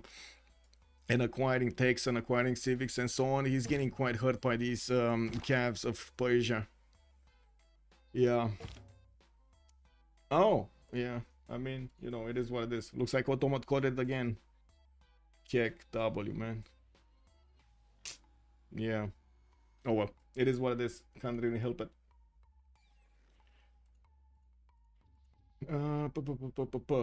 They are all playing for first place though. Yes, well, yeah. To be honest, this game, yes, in some sense they should learn how to play for the first place, but I would imagine also it's quite a challenge for even the experienced players to give the advice to their new players that are on the team, to their teammates. It's not easy, and I gotta say it is not easy at all. I do have to echo what Cupcake was saying, although I do have to say it giving too much information about the games is, or especially about the experience that the novice players might actually feel in this game, might be detrimental to their willingness of actually playing and getting their feet wet. It is quite a challenge for anybody to keep two empires at the same time. It is quite a challenge to actually manage both empires. There is not enough time in the turn, and if you do have to go into micromanaging exactly where like each district should be, where the builders, how the builders should actually go, in which sense, in which sequence they should actually improve tiles and so on, that is going to take an insane amount of effort from one player to do both things and try to keep in his mind both of his empires. Like we're going to need to see who's actually going to manage to do this the better. And of course, we do see that Zoo is definitely showing up here next to Wilhelmina. And I'm pretty sure Elephant Guy is giving quite a few advices to Zoo. Like... we do see also Jadwiga giving significant advices to Fermata. We do have Movemba Zinga managing to get to 319 culture with 170 also science per turn. Looks like Fermata is not acquiring the tourism though. He's only on 94 tourism a turn, while Jadwiga is on 183. Still has a lot to catch up, but now that he's getting his sculptures going, his capital is going to be a lot better. A lot better. Oh my god, this is going to be so much better. Only 63 production though. Like if you compare that one to Amsterdam's production is just whoa, 4 times more in Amsterdam. 240 production in Amsterdam. Turn 86. Wilhelmina 500 science, 182 culture. Elephant Guy about to go over 1,000. He is over 1,000 production. 1,095 points of production. I'm just curious as to why you aren't playing. Like every human on here would wish to see it. Let's go. It's hard to comment. Yes. So the thing is, I'm quite used to talking a lot, interacting a lot with the stream, and it is quite punishing to actually be focused on the game and trying to sequence your moves, and also thinking about all of the environment that you have around it. If you want to go for always the top scores, I'm just probably gonna get to ignore chat quite a bit because I need to focus on the game. And it's I like commenting more than I like playing and commenting and explaining what I'm doing. I feel like I'm more valuable. I add more value to the community in the place I am rather than playing. But of course, I do like to play, so don't get me wrong. I would definitely like to get more games under my belt. It's just a matter of time. Like that's the problem. It's just time. That's the problem. for example, today I spent like 4 hours synchronizing all of the players for this tournament. When I woke up, we had 4 slots giving up their slots, basically. Like 4 out of 10 players didn't confirm, so I had to get new ones, and I had to wait for each of them to answer, and I had to check if and everything else is working properly with Soligent and so on and so forth, and do the thumbnails and do the all of that actually eats away into my time.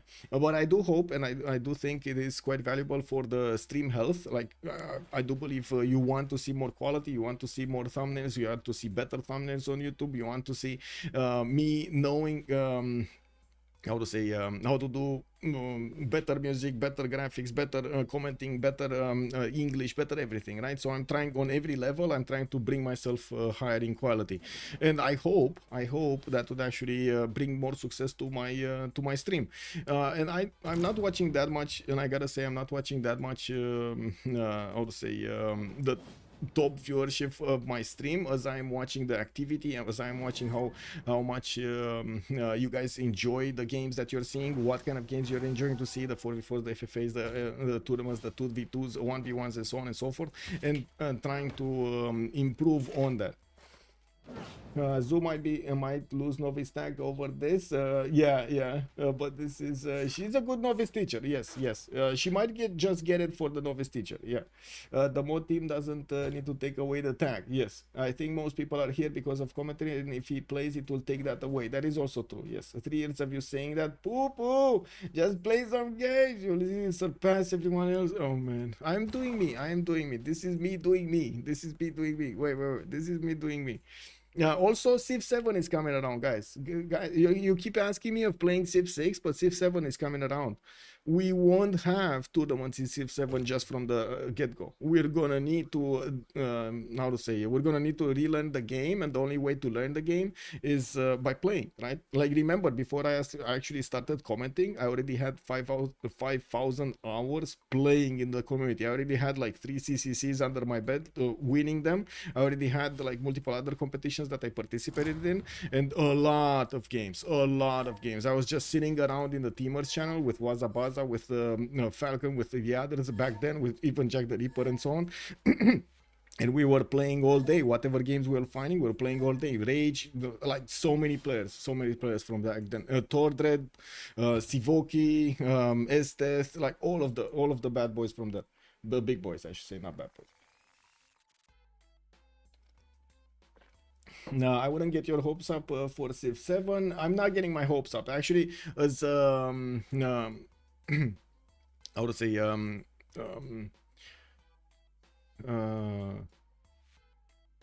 as a habit, actually, I'm trying to stay away from forming any kind of opinion about new games, because I got so many times actually disappointed. I don't want to be disappointed, so I'm not forming any opinion. I'm just waiting for the game, and we're gonna get to see from there how it goes.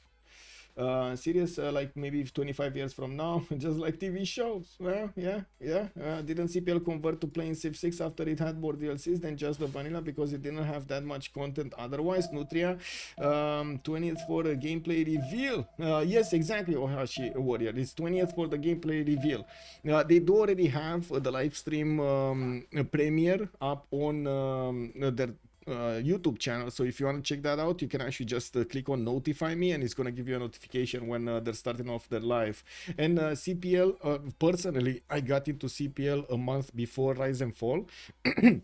I can only speak from that point forward, and I can confirm there weren't that many players beforehand in the community. We had like maybe 30-50 players in total or something like that were quite active, and waiting for a game took us like even 6 hours at some point. We were just sitting in channels and waiting for enough people to join so we can play. And when we had enough people, we were just going same lobby, like maybe different teams, but same lobby. That was it. We were just going in, and that's how 6 vs 6 actually was born, because we were kind of 12 and we kind of wanted to play all together, and that was it, right? They don't feel finished when released, the games. Some do, some don't. I guess a lot of the brands are eating into their trust acquired from their customers, to put out the games much quicker, and then their basically their how to say, trust is tanking. I don't know. I don't know how it will go when Civ 7 is coming around. I do have to say, I severely dislike as a concept putting out a game that is unfinished. I severely dislike it. If it's working, if it's properly working in graphics, in multiplayer, if it's properly working in it's over like in the normal so when I say working, it's not crashing, it's not booting up, it's not making errors like stupid errors or something like that. That's to me what it means working. Balancing stuff, like mods for multiplayer, that is something that you can maybe add later, right?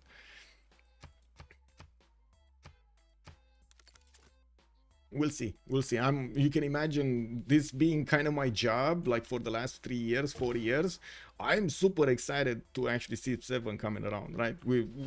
This would be quite massive for my stream as well, of my YouTube channel, if Civ 7 is a hit, and it will also hurt me if Civ 7 is not a hit. EA in the 90s was the best, because they gotta figure. I mean, Blizzard in the 2000s was the best. Now it's bad. Now who wants any kind of Blizzard stuff? Come on, let's be real. Like they still are tanking the trust factor because of what they did before. Although I gotta say, Microsoft might be onto something. I don't know if you saw, but they're not gonna wait for like 7 years to put out a game. They want the games and they want it now. So let's actually see if Microsoft is gonna kick the can good enough so they can actually get better games going. We'll see. Parking Jack, good evening, sir. And yes, sounds complicated. Also, if they finish it, can't sell enough DLC afterwards. I don't believe that is true, actually. They will be able to sell DLCs afterwards anyway. Like, remember, there are infinite thousands of leaders that you can actually choose from to just keep on adding them if you really wanted to. So I don't think that's a problem. I think the DLCs are not hard to find in this particular type of game. Netherlands not in Mars yet? In Mars? Wait, where? Mars, which city is Mars? I don't know which city, from whom is the city of Mars. So we did have, whoa. Mars, I hope. Which city is Mars? Oh, that's it? Okay, Mars is a planet. Oh, I see. Sorry. I was thinking it's a city. Sorry. I thought it's a city name, and I was like, what is he conquering? No, he's not to Mars yet. He didn't get to Mars yet. We do have Elephant Guy rocketry next turn, or he just finished it, so I would assume he's gonna start putting down some of those spaceports over here. Zdreka, good evening, sir, and welcome. Yes, Mars is a big planet. Yeah. The basically saying, which is why my brain tells me to give the new versions a chance, even though they disappoint me time after time. Yeah, I mean, can't really disagree with that. Yeah. Oh well. To be honest, I think with the pressure from the gaming community being bigger and bigger, and with voices also being stronger on YouTube, for example, that could actually, not me, I wouldn't believe that I'm that stronger of a voice, not yet at least, but there are quite a few channels out there that are talking about this, they're reviewing about other games and so on and so forth, and their mechanics, and they do hold quite a bit of trust in their viewers, like in the viewer base, because they're saying that most of the time, or like, I hope actually not only most of the time but all of the time, they're saying the truth about what they found out, or even if they found out something but that is not totally correct, at least from their perspective it is the truth. And this puts quite a bit of pressure on developing companies, and in this particular period when we do have like inflation high and so on and so forth, it's becoming quite dangerous for companies to take more risk on themselves to actually put out games that will not have the result they wanted. And this should ideally, I don't know, it's not going to happen in all cases, but ideally it should put enough pressure on these companies that some of them will just fall down under the how to say economic line, and they're going to go into how to say they're gonna need to be bought by somebody, or they're gonna go bankrupt I wanted to say. And the others that are gonna actually be active, they're gonna be applying the new strategies. They're gonna try to efficiently get their policies going, and so on and so forth, their procedures going, their development routes. Those are gonna be the ones that are gonna win. It's gonna be quite simple. It is survival of the fittest in the gaming scene, as well as in any other part, right, of the economy. And seeing that inflation is not going to stop for at least like 3-4 years, I don't know about this, man. I don't know about this. It is going to be quite a period. Wait. Now they really don't. The only thing that matters is money. If and only if the game doesn't make money, it will devs listen. Well, that's what I'm saying. Yeah, if they do make money. There is a direct connection from like between the players' happiness and I would say satisfaction and the money they can get from a game. Which 3 games from your childhood did you wish that they remade, except they did it really cool, like Max, Mechanized Assault and Exploration, Rero Tycoon, and I don't know how to call it. There was a game that had, but I guess they did remake it, but in a bad sense.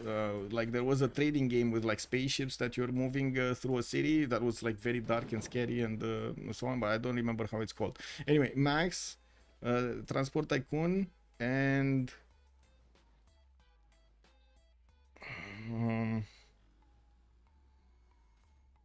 what's the third most game that I really enjoyed? Whoa, Poland, whoa, cool down, man. Oh, I'm sorry, I need to actually stop this. I'm gonna think about the third one in the meantime. Poland is attacking Mapuche. He's actually invading Mapuche with all of his tanks and artillery. Is starting to look like Skalidom over here is gonna start losing cities quite quickly. He's getting the steel walls, but unfortunately it is too late. He did not manage to get the planes up in time, and unfortunately did not close down this choke to the southwest. This exposed him to the tanks of Poland. We do have the tanks, the tank armies here of Poland that are starting to get into the main core cities of Mapuche, and they're gonna start pillaging all of these tiles. I wanted to say Carmageddon, but I don't think you can actually put a new game like that, like Carmageddon. Do you guys remember Carmageddon? It was quite funny to play, but at the same time it was quite like violent, I should say. So I guess in this environment, maybe people would think that it is a bit too violent and they're not gonna make it. They did try to make a new version, but it never actually went like mainstream. Yeah, exactly. Carmageddon will get cancelled today very quickly. Yeah. 5 points. Code time. Good evening, sir, and welcome. Mapuche can lose 80% of his cities within like 2 turns. Yes, he's gonna like look at this. 1 tank for each city, basically, or 2 tanks for a city.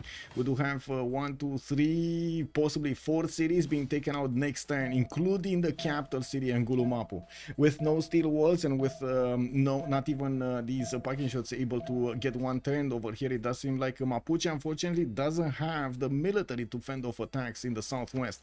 And this actually brings me up to another subject. If you do see an enemy that has a lot of units in a certain position, you should plug that choke. You should get a defense that would at least help you soak the damage for a few turns, like get a double line of parking shots, get some parking shots in the front and some field cannons in the back, or something like that.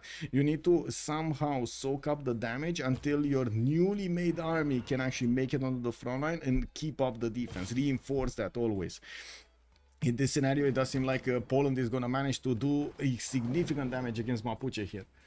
Carmageddon is a perfect example of leaving 1984 KW. If you are still playing, oh right, Heroes of Might and Magic 2, not 3, 2, not 3. 3 was bad, 2 was amazing.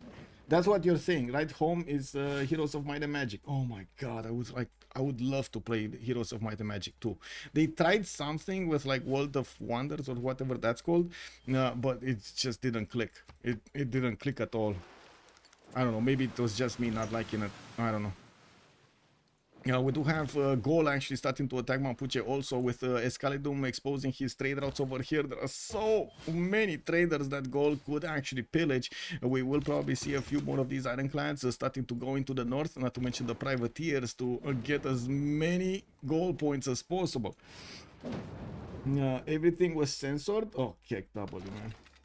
It's the players made expansion to home 3. It's made really good. I didn't see it. Congo also doesn't have an army. No, he doesn't. And Congo has been trying to catch up quite a bit in the game here.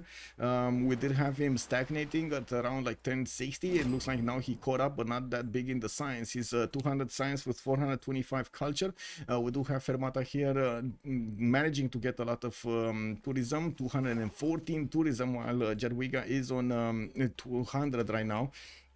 I do see he actually is starting to roll a few of these points. With 13 out of 20 points for Elephant Guy, we do have 5 more turns until the next World Congress, and we do need to see if Persia is going to manage to successfully take down some of the Ottoman cities. He did pillage everything. This is apocalyptical, man. Like this is terrible event for Ottomans. Do you see how many tiles he actually is gonna need to repair and how many tiles he's not getting the yields from? Drop like a rock in the yields, unfortunately. Only a Neko. I guess this is gonna be a hard lesson that he's gonna learn. He really needs to have these units ready to actually hold any kind of attack hitting his cities. And pillaging attacks, pillage economy has been real in the CPL community for quite some time now. You really need to have this in the back of your head. You always need to pay attention to what's going on around your empire and see if there is any kind of possibility for an opponent to actually get these units inside of your cities. If there is a possibility, you need to prepare for it. There is no other choice. Heroes 3, I don't know what, I don't remember what the WOG means. It's literally something that you gotta play. Which faction would you pick? I don't remember exactly the factions, to be honest. I know there was human, I know there was necro. Was there elves? I don't remember the other ones, to be honest. Oh, Wake of Gods. Got it. Wake of Gods. Thank you, Juan. Good evening, sir.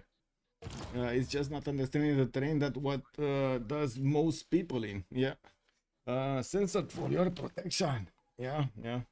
The Horn of the Abyss is the fan-made expansion and it's great. Oh, I need to check that out. I did receive, yes. Oh my god, guys. Did you see Sins of a Solar Empire 2 came out like a few days ago?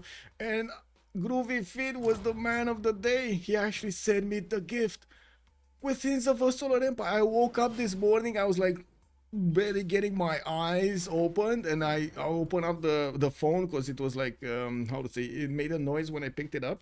I had a notification and I was like, oh my god, Sins of a Solar Empire. That was basically the first thing I did. I opened the computer, boop, I pressed the button and I was like, download.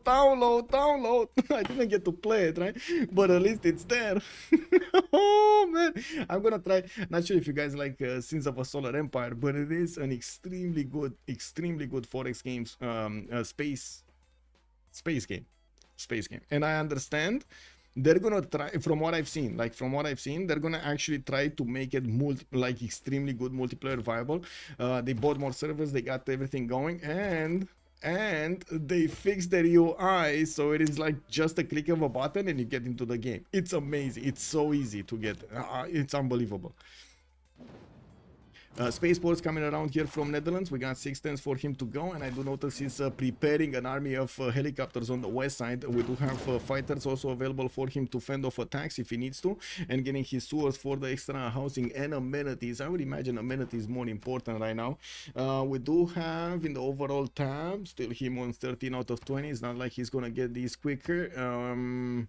I do see some golden ages, or I should say some heroic ages. We got Jerwiga going heroic, Movemba going heroic, Zulun is gonna go golden, Elephant Guy is gonna go golden, or wait a second, no, he's in a golden, yeah, so he's gonna go another golden. Montezuma gonna go dark, Lobster going dark, only an Echo going dark, Excalibum normal. I'm not sure if he has enough time. I don't think he has enough time, right? His empire is being taken out entirely. And it does seem like they're gonna start splitting apart empires here. Poland will want more points so he can get on. Oh, he got to balance. He got to move out of the first slot elephant guy, and we're gonna need to see if elephant guy is gonna get a victory condition or not. Because otherwise, maybe this religious victory is gonna go. 3 out of 11 civs have been converted, and the missionaries and apostles are running everywhere on the map. No, I tried to play SimCity 2000 a couple months ago and it ruined my childhood.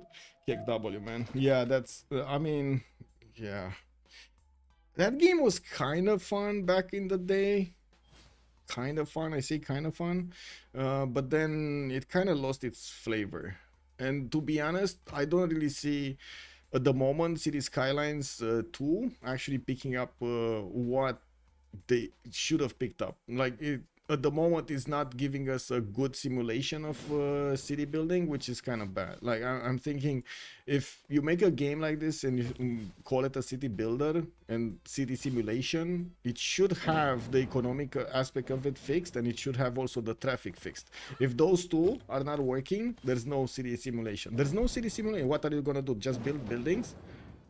What do you mean build buildings? I mean, people in real life build buildings because of all of the other factors, and they should take into account all of the other factors like economy or traffic and and the population and so on. Anyway, we'll see. I guess we'll see how things evolve. I still have it in the library. I'm waiting for it to be actually better. I guess we might need to wait a few more years. You got a refund for City Skylines 2? I don't want to refund it. I actually want to give them the benefit of the doubt, because at least their communication is working much better than anybody else on the market. I gotta say, the City Skylines 2 team, or I should say in general, Colossal Studios have been extremely good with their community. I cannot say anything about it. And I do have to extend trust to somebody that is doing that. Crab's too strong indeed. Yeah.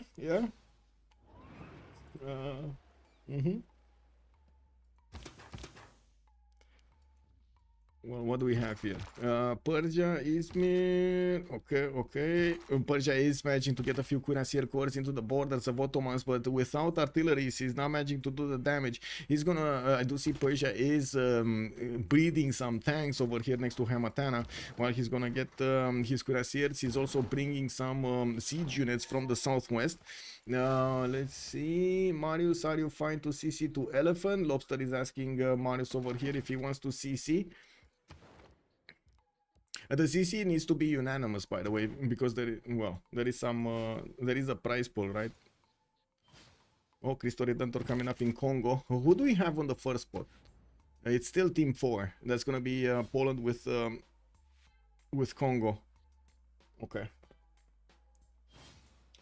Even Gol is praying on Mapuche. Yeah, everybody's praying on Mapuche right now. Gol is probably just gonna take the city out and that's it. I don't think he's gonna get to keep it, right? I don't think he can keep it.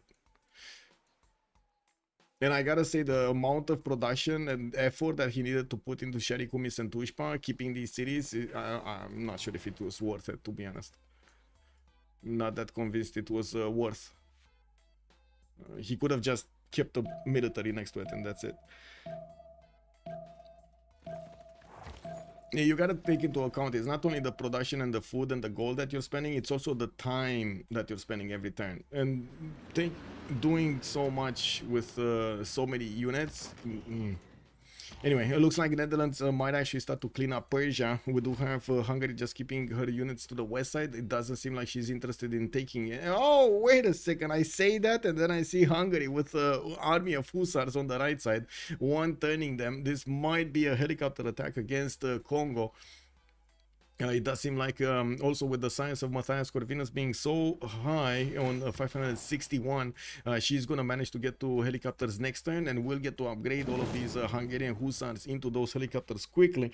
Yeah, she just needs the gold. She's gonna get the core ability, and I do have to say, unfortunately, it doesn't have a lot of them, but these guys will do massive amounts of damage to Congo. Just imagine what's going on here in Congo's territory. Just look at this territory. This is hell. This is basically hell. This is scorched earth policy, right?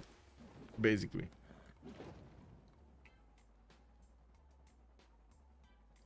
Elephant guy is making the moves. Yeah, Hamatana has been taken out. That is, by the way, the reinforcement of Persia. That was where he was keeping his units. He wanted to upgrade them into tanks and send them to Ottomans, and it looks like Netherlands is gonna stop him from doing so with helicopter armies going against Persia here. It looks like he's one-tapping all of the units, or each of the units of Persia.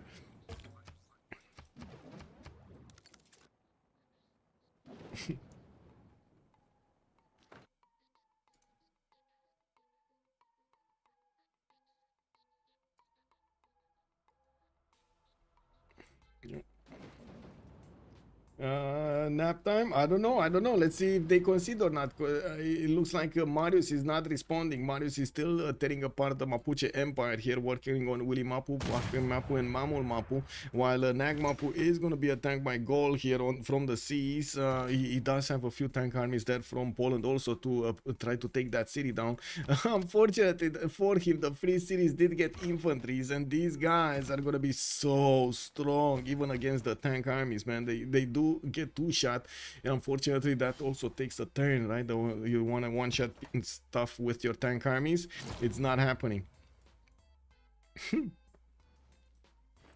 Bandar Brunei has been taken out. I have no idea where that city is. England did actually get quite big in the southwest, and I do notice he's getting sanctuaries with a grove. Interesting, he built it next to the Dead Sea, because why not? And I do notice there is a possibility for him to do some damage against Mubuji Mai with, oh my god, I can't believe that actually Congo never actually settled Gobustan. I cannot believe it. Like, this would have been a really good city. Look at all of these tiles on the oil. Wow. Wait. Does he know about it? Yeah, he knows. He just didn't want it. Wow. Okay. Yeah. I mean, I guess it is what it is. Okay, what's happening here? Because I'm Boomty. Do we have Boomty here? Netherlands getting in? Yeah, he's getting in. No Gobustan settled. No, he never settled Gobustan, which is very surprising to me. Very surprising. Oh well.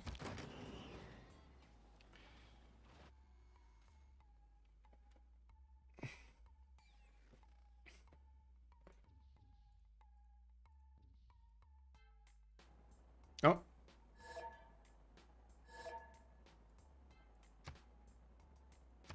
Okay, 10 minutes break then. XX 43. We ain't humans. Okay, XS 43. I'm gonna put up the countdown here. Start. Let me see. Oh, give me a second. I need to get the countdown from here, and move it down here. Okay, or maybe I should put it on the right side. Maybe this is better, like better placement for the countdown. Okay, there we go. We got a break. We got 10 minutes as a break. So see you guys in 10 minutes. I hope you're still gonna have the energy to go for. Let's see. Do we have more energy? Do we get the energy? Yes.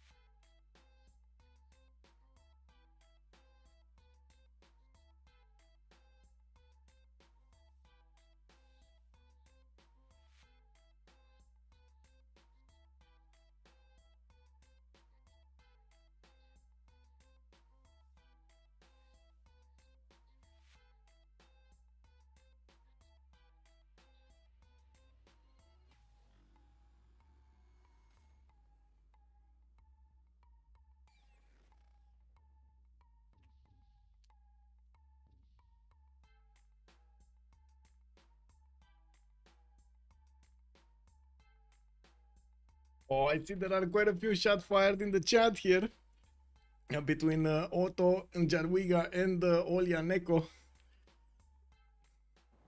Wait, Otto is saying he's getting planes out. Oh, on Elizabeth the First. Hey, look at that. We got a wild Athena joining us. Hello. How are you doing, Athena?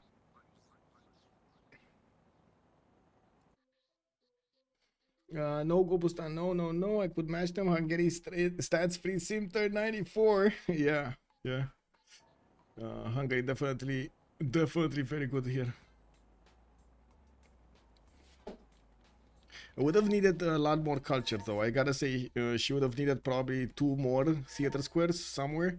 But I think she went full in quite a bit of gold in production.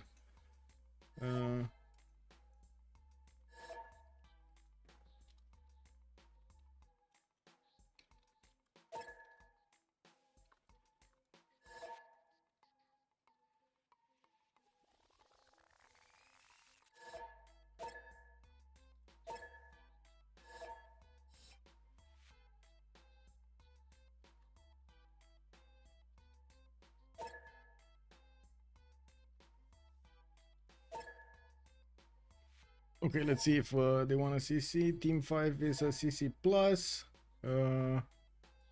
Okay. That's Chadwiga with Congo. And they're CCing to Wilhelmina, to Elephant Guy. Okay. Well, that's one. Olya Neko is 2 with Escalidum.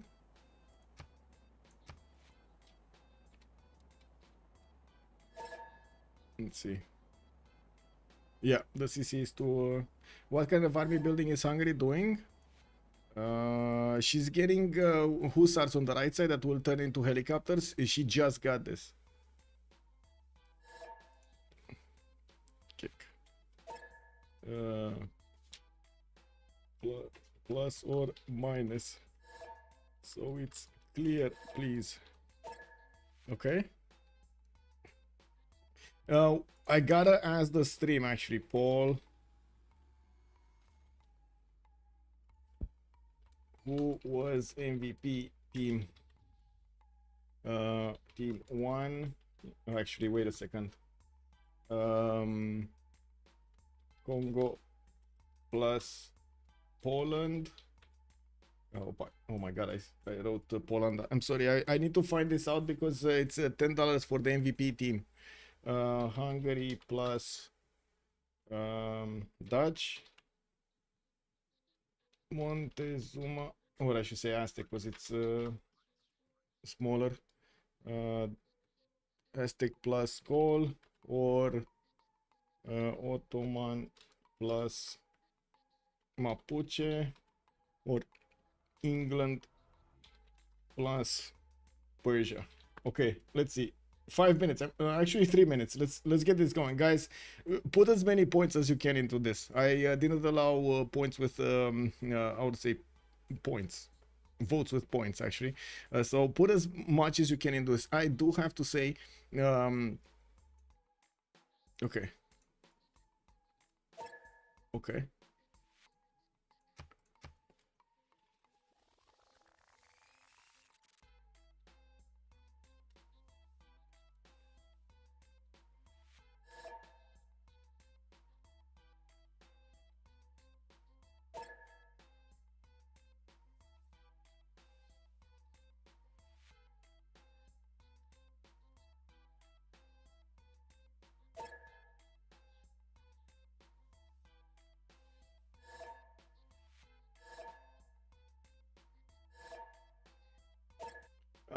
They sent, okay, wait a second. They sent it to me on Discord.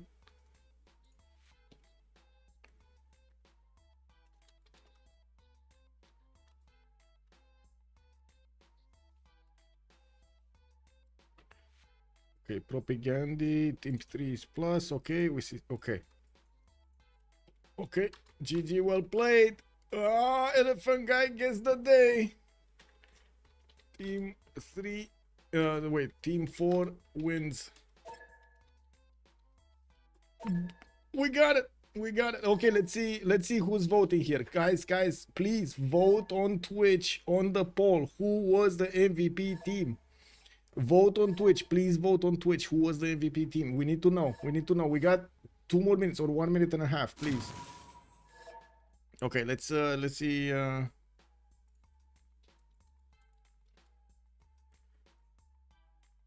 See, can we get everybody in?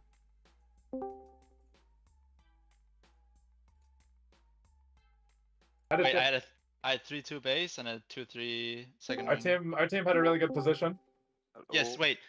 That's one thing I want to fucking cry about for just 30 seconds real quick, okay? Go for it. Melee Alliance was turned off, Mhm. even They though it's should've been supposed to be on. And I'm I the thought we only were gonna go team. melee. I'm the only team who can't trade, and now I Yeah. get fucked. Like, I the thought, reason- I thought for sure Marius, Alliance what would are you be on talking it, about? and We can't would trade have to go either. melee. Wait, sorry, wait. Yeah, I'm you the weren't the only only team team. that can't trade. That's not fucking Persia, okay? You don't care. You're playing Persia. Let's be real here. I'm the only team who needs to trade that can't trade. What about me? What about me? And like that's the same. Like Netherlands can do trading and we can't. That's the entire difference mid game. And then it also gets even worse because if melee line is on, right? I can kill whatever neighbor I want because that guy Right. like won't have melee. I mean, to would've be gone honest, you could have taken Aztec a long time ago if you really wanted to. No, you I- just Not that kept you you. have Persia in the team, you can't trade anyway. I can't go melee. Sorry, I can't kill Aztec because then my coastline just get railed and I lose 2 cities to frigates or 3 cities to frigates. Yeah. Because Aztec was Yeah, allied yeah. with Gaul. Yeah, that was my hope that you see it that way, because And- Mr. Aztec was really vulnerable. Yes, and then my first 2 cities in tempo was good, but then my expand farm went really downhill. Like Petra really saved my city. Man, I gotta say, I was expecting you to build Petra with Poznan, but much closer to Delicate Arch on that on the Oasis over there on the west side. But you made Wroclaw, actually, Wroclaw. Yeah, so like Petra's only good for the hills. The fat tile is still gonna be bad, and Wroclaw had like a lot of the silvers and hills, which made it like way better. Yeah. Then yeah. wait, Mike, did you see all the barbs out of my land? Yes, yes. It was. There's something wrong on this. There's something wrong on this patch. It makes. I think it Yeah, makes yeah. like 4 warriors and 3 slingers within 4 turns. Like, They Yeah, they don't get use the set scout off to return. without finding your cities Like randomly. in base game, they need to find a city with a scout. The scout goes back, and that just gets cut as soon as they see you. They start running.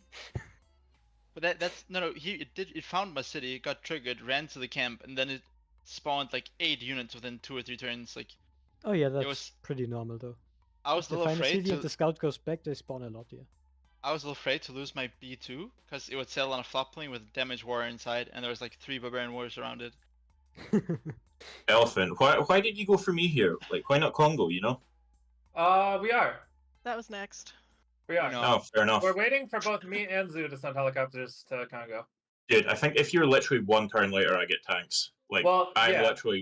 I'm within pillage range of tanks. Yeah, So I annoying. figured you were pretty close and I had to go soon. I also, I don't know. I mean, you're just dead even if you have tanks. I have Fascism next turn, Jet Bomber, and 2. Like, you're just dead, right? And I have Yeah, bombs but I'd in be able front to of you. slow You're you dead. down a bit. But You're the dead. thing, the reason I went for you is because I figured you're pretty clean and easy, and I'm waiting on Zoo to finish pre-building enough so we can both go over to Congo, because Zoo has better terrain to go to Congo, basically, than me. So you're just first, I guess. Fair I enough. also guys, want GBT. more trade rock capacity so I can stack my cap up for the spaceport. Wait, And you just happen to have a lot of trade rock capacity built. So Also, wait. If you play this game out, it's never going to space race. It's gonna be my blob of GDRs versus your blob of GDRs, Elephant. who's playing with DDRs? My I don't know blob if you of get to GDRs versus that. your blob of GDRs. Marius, you're like 9 Oh. ticks behind them. You're just I'm gonna get 7 rolled. ticks behind. Mine is No, one 9 6. ticks behind. 9. I got Oxford. Nice. I think I was only. I mean, I'm pretty sure -1 Elephant because just I don't kills have the Harbor map Tech. just goes on. He also And, has like, labs. what- So. The reason Yeah, why yeah, I was that's like, fine. if Congo doesn't get railed here, which you will on Helis, I think I have an okay chance because you didn't go to Yeah. Ottoman to milk Ottoman. That means I get even We- more milk. No, that like I could have gone to Ottoman sooner, but it just wasn't worth it. I could just build my labs. I mean, there's no point attacking Ottoman because, like, I've already He's also attacked him. already being milked by Persia. When I saw that, I was like, I guess Ottoman's safe now. I have to go kill Persia. No, the point of milking is like Elephant is Yeah, not to get the 600. gold. Points. 600 is not enough to 1-turn everything. That's one. No, it isn't, unfortunately. And yes, and then 2, you also need the gold. So, and I need even more signs, right? Believe it or I mean, not, Marius, our team doesn't really need the gold. I mean, Man, you are sitting You on always need more thousands gold of for gold GDR. points at some point. I was We, like, me and This- Hungary are probably making 1,000 GPT combined. Yeah, Yeah. that's Or like, maybe I just 1200. yeah, it's like the you have naval trade, right? To Yeah, we have whatever naval that thing trade, is. And It's Is there a really blue ideal CS? positioning. I didn't find a blue CS. I don't know if there is one. I didn't see one at all. No, there me, wasn't. me and There Hunter didn't wasn't. see one. I only allowed one in the game, Geneva, but it didn't spawn. Fair Then- enough. Gotcha, Wait. gotcha. dude, I don't know if Ansvar you saw this or Michael you saw this night, but like I converted a city of Congo early, right, to do the thing. And then because I think England found a religion close and Congo City grew 3 or 4 pop, it like perfectly wasn't major religion. Which Dude, like, I the can't Congo... believe you guys went A light cav in the last Congress instead of B anti cav. That shocked me. I should have Yeah, had a just- free diplo point wait, there. We all end it because we were like, our only play here is for me to try and just start milking. But 'cause, I like, I thought was like for completely certain around. that Poland can just run over his neighbors with B anti cav, and it also helps the Wait. people that are like griefing. Wait, no, I didn't vote. I voted like 1 into a heavy. Like, but I'm rolling my neighbors no matter what. I don't care about that one. Mhm. Like Yeah, we went there wasn't double that much artist because we science. were the only one on artist, Yeah. and we got the sculptures for. But like it I literally doesn't. didn't anticipate you not prioritizing that Congress on Poland. Basically, I thought for But sure why? you were gonna go for B anti cav or maybe A heavy. Wait, look, one neighbor is Aztec that Mhm. doesn't even get it. That barely has industrial unit. The mob So was B full so B dead. anti cav would be really effective against them if you're killing with the SARS. I Wait, do this want to hear Congress from be the the one last new Congress. players a little bit. How did you find the whole experience, and were your teammates, how to say, happy enough to give you the advices you needed? That of course, Yeah. yeah, but it's just generally the lobby was a pretty unbalanced from what I saw. I mean, the game mode is not made to be balanced, right? That's the whole Yeah. point. Yeah. I mean, 2v2v2v2, it does come down to a lot of spawn position. We were kind of talking about it before the game, but the guys that spawn together are such an advantage. Oh, we were super chilling. I was so happy that nobody Yes. came to mess with us. Yeah. I mean, I was debating it, but I would just kill myself if I do it. So Oh my god, please don't Huh. say that. It's Unspotted it is forbidden curious. Yeah, I on mean, our server. Please I, don't say that. I thought Wait, you by were the way- debating Janissaries, and I was like, he can't do it. I thought for sure there's no way. He missed his timing. yep, that's the problem. Also, You had more We science. got I our mean, I draft could have and I done looked at the whole something thing, and and I'm maybe like, I've changed a played bit, but none of these. The Oh way yeah, I Zoo. but you Zoo also has wait. never played Hungry, I think. You also gotta realize Sue is playing with like an insane steroid up her ass. That's like Netherlands traders from like turn 30. I mean, not Like, ton. No, I actually went Magnus Internals, Mars. no, there's no way you didn't. Yeah, I did. You did Wait, how Magnus late Internal. was the Yeah, we naval? both opened. Wait, how late was the naval city settled? That was my B5. It was B5. B4 or Yeah. 5. I told Zoo that it should be like B5. I think it was B5. Might have been Wait, but- B6. But you I, swapped on I civil, did right? have to start. I opened Amani to get golden first era. Yeah. But then you swapped on civil or something early, right? I swapped externals after every city had one Magnus internal run, so it could get up to like 10 pop. So every city gets one Magnus internal, and then you go external from that point on. It's a very Okay. standard build. You want the fruit. You want the food early, really badly. Ah, yes, Figure your saves to grow. PBT Council. Look, the game is very balanced. We have one of the best civs to open external, and look at what. It's got Magnus 3. Nice change. It's not. But bad. I went fucking Magnus 2. go. I didn't Magnus go Magnus 2. I went Magnus 2. Oh, yeah. Huh? We did see a lot more Moksha overall I in went the Magnus games in the past 2. week. I went Magnus 2 audience chamber, so I spread governor titles around for housing and food and amenities. Yep. The Well, third promotion, I didn't think it was worth it. I'm getting 70 science right now from beliefs. Monkism. Nice. Let me check my I think- science for beliefs. I'm at 14. Let's go. my, Somebody was joking about you going religious victory, so we got a hasty religion. Oh wait, I don't think that was possible. I didn't want to risk it. The Is it only definitely the only way. double take? Like, wait a minute, what? Like I played The like only other very religion was conservatively. next to you. No, for me to ever be able to do that, I would have to kill elephant anyway, and then I get No, you would domination. just need to You don't. poke me enough and then have me not raise cities and fuck up. Right? If I'm It- killing other people you've already converted in the late game, I That's can just lose taking a city. I don't think that's ever gonna be an issue for you. I think It's the only happened way before you to my really team. just- I mean, you just completely convert England, and then you have the entire map basically. No. Yes. Like He the amount of doesn't have The me only or other Dutch. religion. Or me or Very Yeah, Dutch. but- unlikely, and- but it okay. was still like something that could have made It was happen. something that I worried about, so I got a religion. Oh. I was like, what Yeah. out does he have? Why Well, are they still you were playing? also considering Mahabooty at that point. in Yeah, time, I mean for Diplo, right? Which is I why I mean, was upset the- when people voted weird. so it was convenient. We wanted a. I mean, they out to play this. I think I don't. Okay, I think this game is over just because Congo's gonna die, and there's like no world where I ever have a chance like 1v2, even though I have Intel Merchant, right? But Mhm. the way these usually end up, like Iron Man, whatever, is I would like clean my side of the map, like Milk, Aztec, England, maybe a bit of Ottoman, and then we fight like TDRs into TDR. Mhm. And but it's probably not gonna work out in my favor when my ally is gonna be dead by I'm then. gonna have a second ally with GDRs. I'm gonna have Hungry I with don't GDRs too. know how Hunger's on much that 550 matters though. slides. I don't know. It might matter, it might not. Marius, do know I it's doubt that nice to happens. be on You're the 9 ticks think behind. Like, You why do you have- think it's going to be a GDR war? Wait, Alco, you play a lot of FA.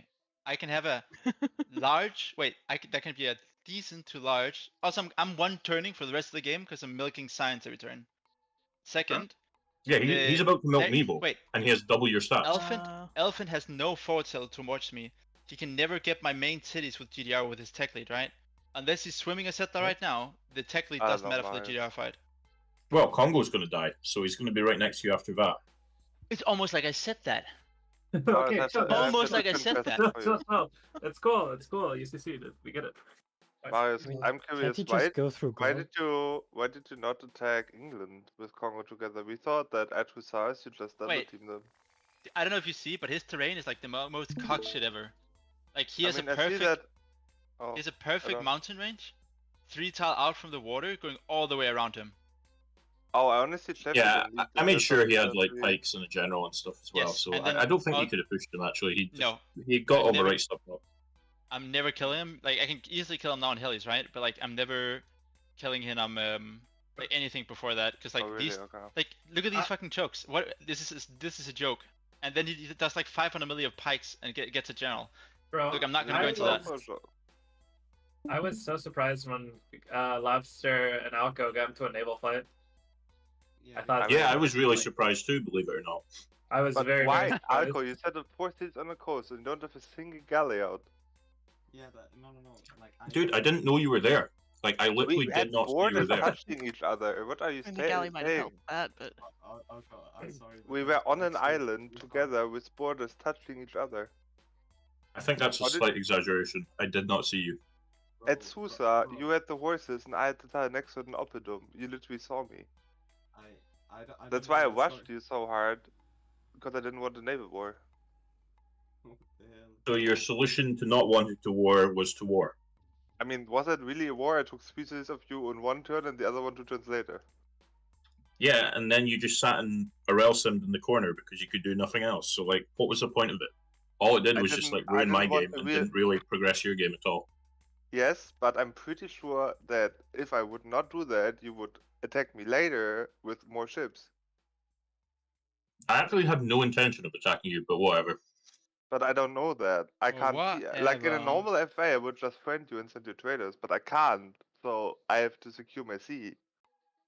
Dude, like, you could see the cities I settled on the coast were not good cities. Like, I'm not going to be building a huge navy out of them and killing you. You had Like, 4 they're all, cities like- there. I was forced to settle there because I didn't really have enough room. yeah, Alco was really boxed in. He was boxed in. Did you guys see my spawn? What the fuck? Oh, I see your spawn now. Yeah. This is why Gaul's a dangerous pick. You know the funny part? I played my Civ as if it was in Barn Day, and I got very confused as why I didn't get any science during free ink. And then I realized I don't get adjacencies from Banzas. Yeah. Oh, that is true. Actually, Elephant, did you see the city state I had next to me? I saw you had Candy, yeah. I bet it. Yeah, I had Candy. I figured that you did like a really degenerate. I think there was a reason you did Congo Poland, right? You're gonna do some degenerate Marius just carries garbage. Something along those lines. Yeah. I thought it wouldn't. I thought about it and thought this doesn't really math out, right? It's not that many relics, and you don't really have room for them early for the tempo anyway. But then I don't know. Until I was trying something funny, and then I was like, sure, this is funny. But we actually found only 2 wonders with Candy, which is kind of touch. I Susa like turned 26 and only found 2 wonders, I think. I feel like we didn't find any wonders either. And then I mean, there were other We didn't really find Really? any, no, Zoo. Where were We the found wonders? the Gobu stand to the right of you that was far away, and then that was it, I think. I mean, Wait, what turn nowhere is it near showing me, on stream so- right now, Elephant? What turn What's is this? up? What turn are you showing on stream right now? This is 50. I'm actually I so was much ahead. Behind it, Huh. yeah. You're I ahead, do yeah. have to ask, Zoo, how did you get to 10,000 hours? Wait, if you count the Um, 5th platoon as well, Elephant. I know, Yeah, you're there's really a ahead. I know. vanilla game. Like I pre-ordered Civ6 and Civ 5. Whoa, And okay. I'm just old. That's the answer. Nice novice you got there, Elephant. Okay. Thank you.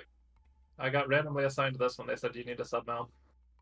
It's really easy to spend a lot of hours in religious war with AI. Okay, I see. You played mostly on single player or maybe some PvC. Oh wait, or you did something? actually Yes. get fed a bunch of relics. I did really early. With But that on banana like, rush, I yeah. yeah, I think I chopped up. Yeah, you should get really big wrecking that strategy then. Your teammate's just funneling you, right? The Congo has nothing then, right? He Or gave me maybe one one. relic. I don't know, like. He only gets one relic, yeah, he has nothing then. So you basically took Yeah. your teammate's sim bonus. Doesn't Oh, he wait, He get gets like a couple. He gets a couple like some merch. lot We also got. relics? I think we got every single 30 cost and everything except one 60 cost maybe. Book. What are you talking about, merchants? I got the 30 Books. The cost. books. We got a Oh, books. books. Yeah, we didn't go for books at all.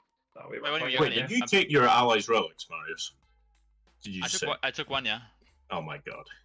Yeah, you I took, took you took one his teammate's relic, relic oh and my he's, god. like, flexing. It gives Dude, way like, more I'm value out on here, like, Poland. giving loads of gold to my ally to make sure he's, like, having a good game and stuff, and you're just, like, milking your guy for Okay, wait, everything he's chill got. out. I opened double scout. We bought a scout for my ally. Okay. Look, I can be selfless as well. Oh yes, the single scout. And then I had like 20 barbs have not giving me a fun time. Well, So for Mario, congratulations. what was GG, it like well played. listening to Marius for 4 hours? It's great.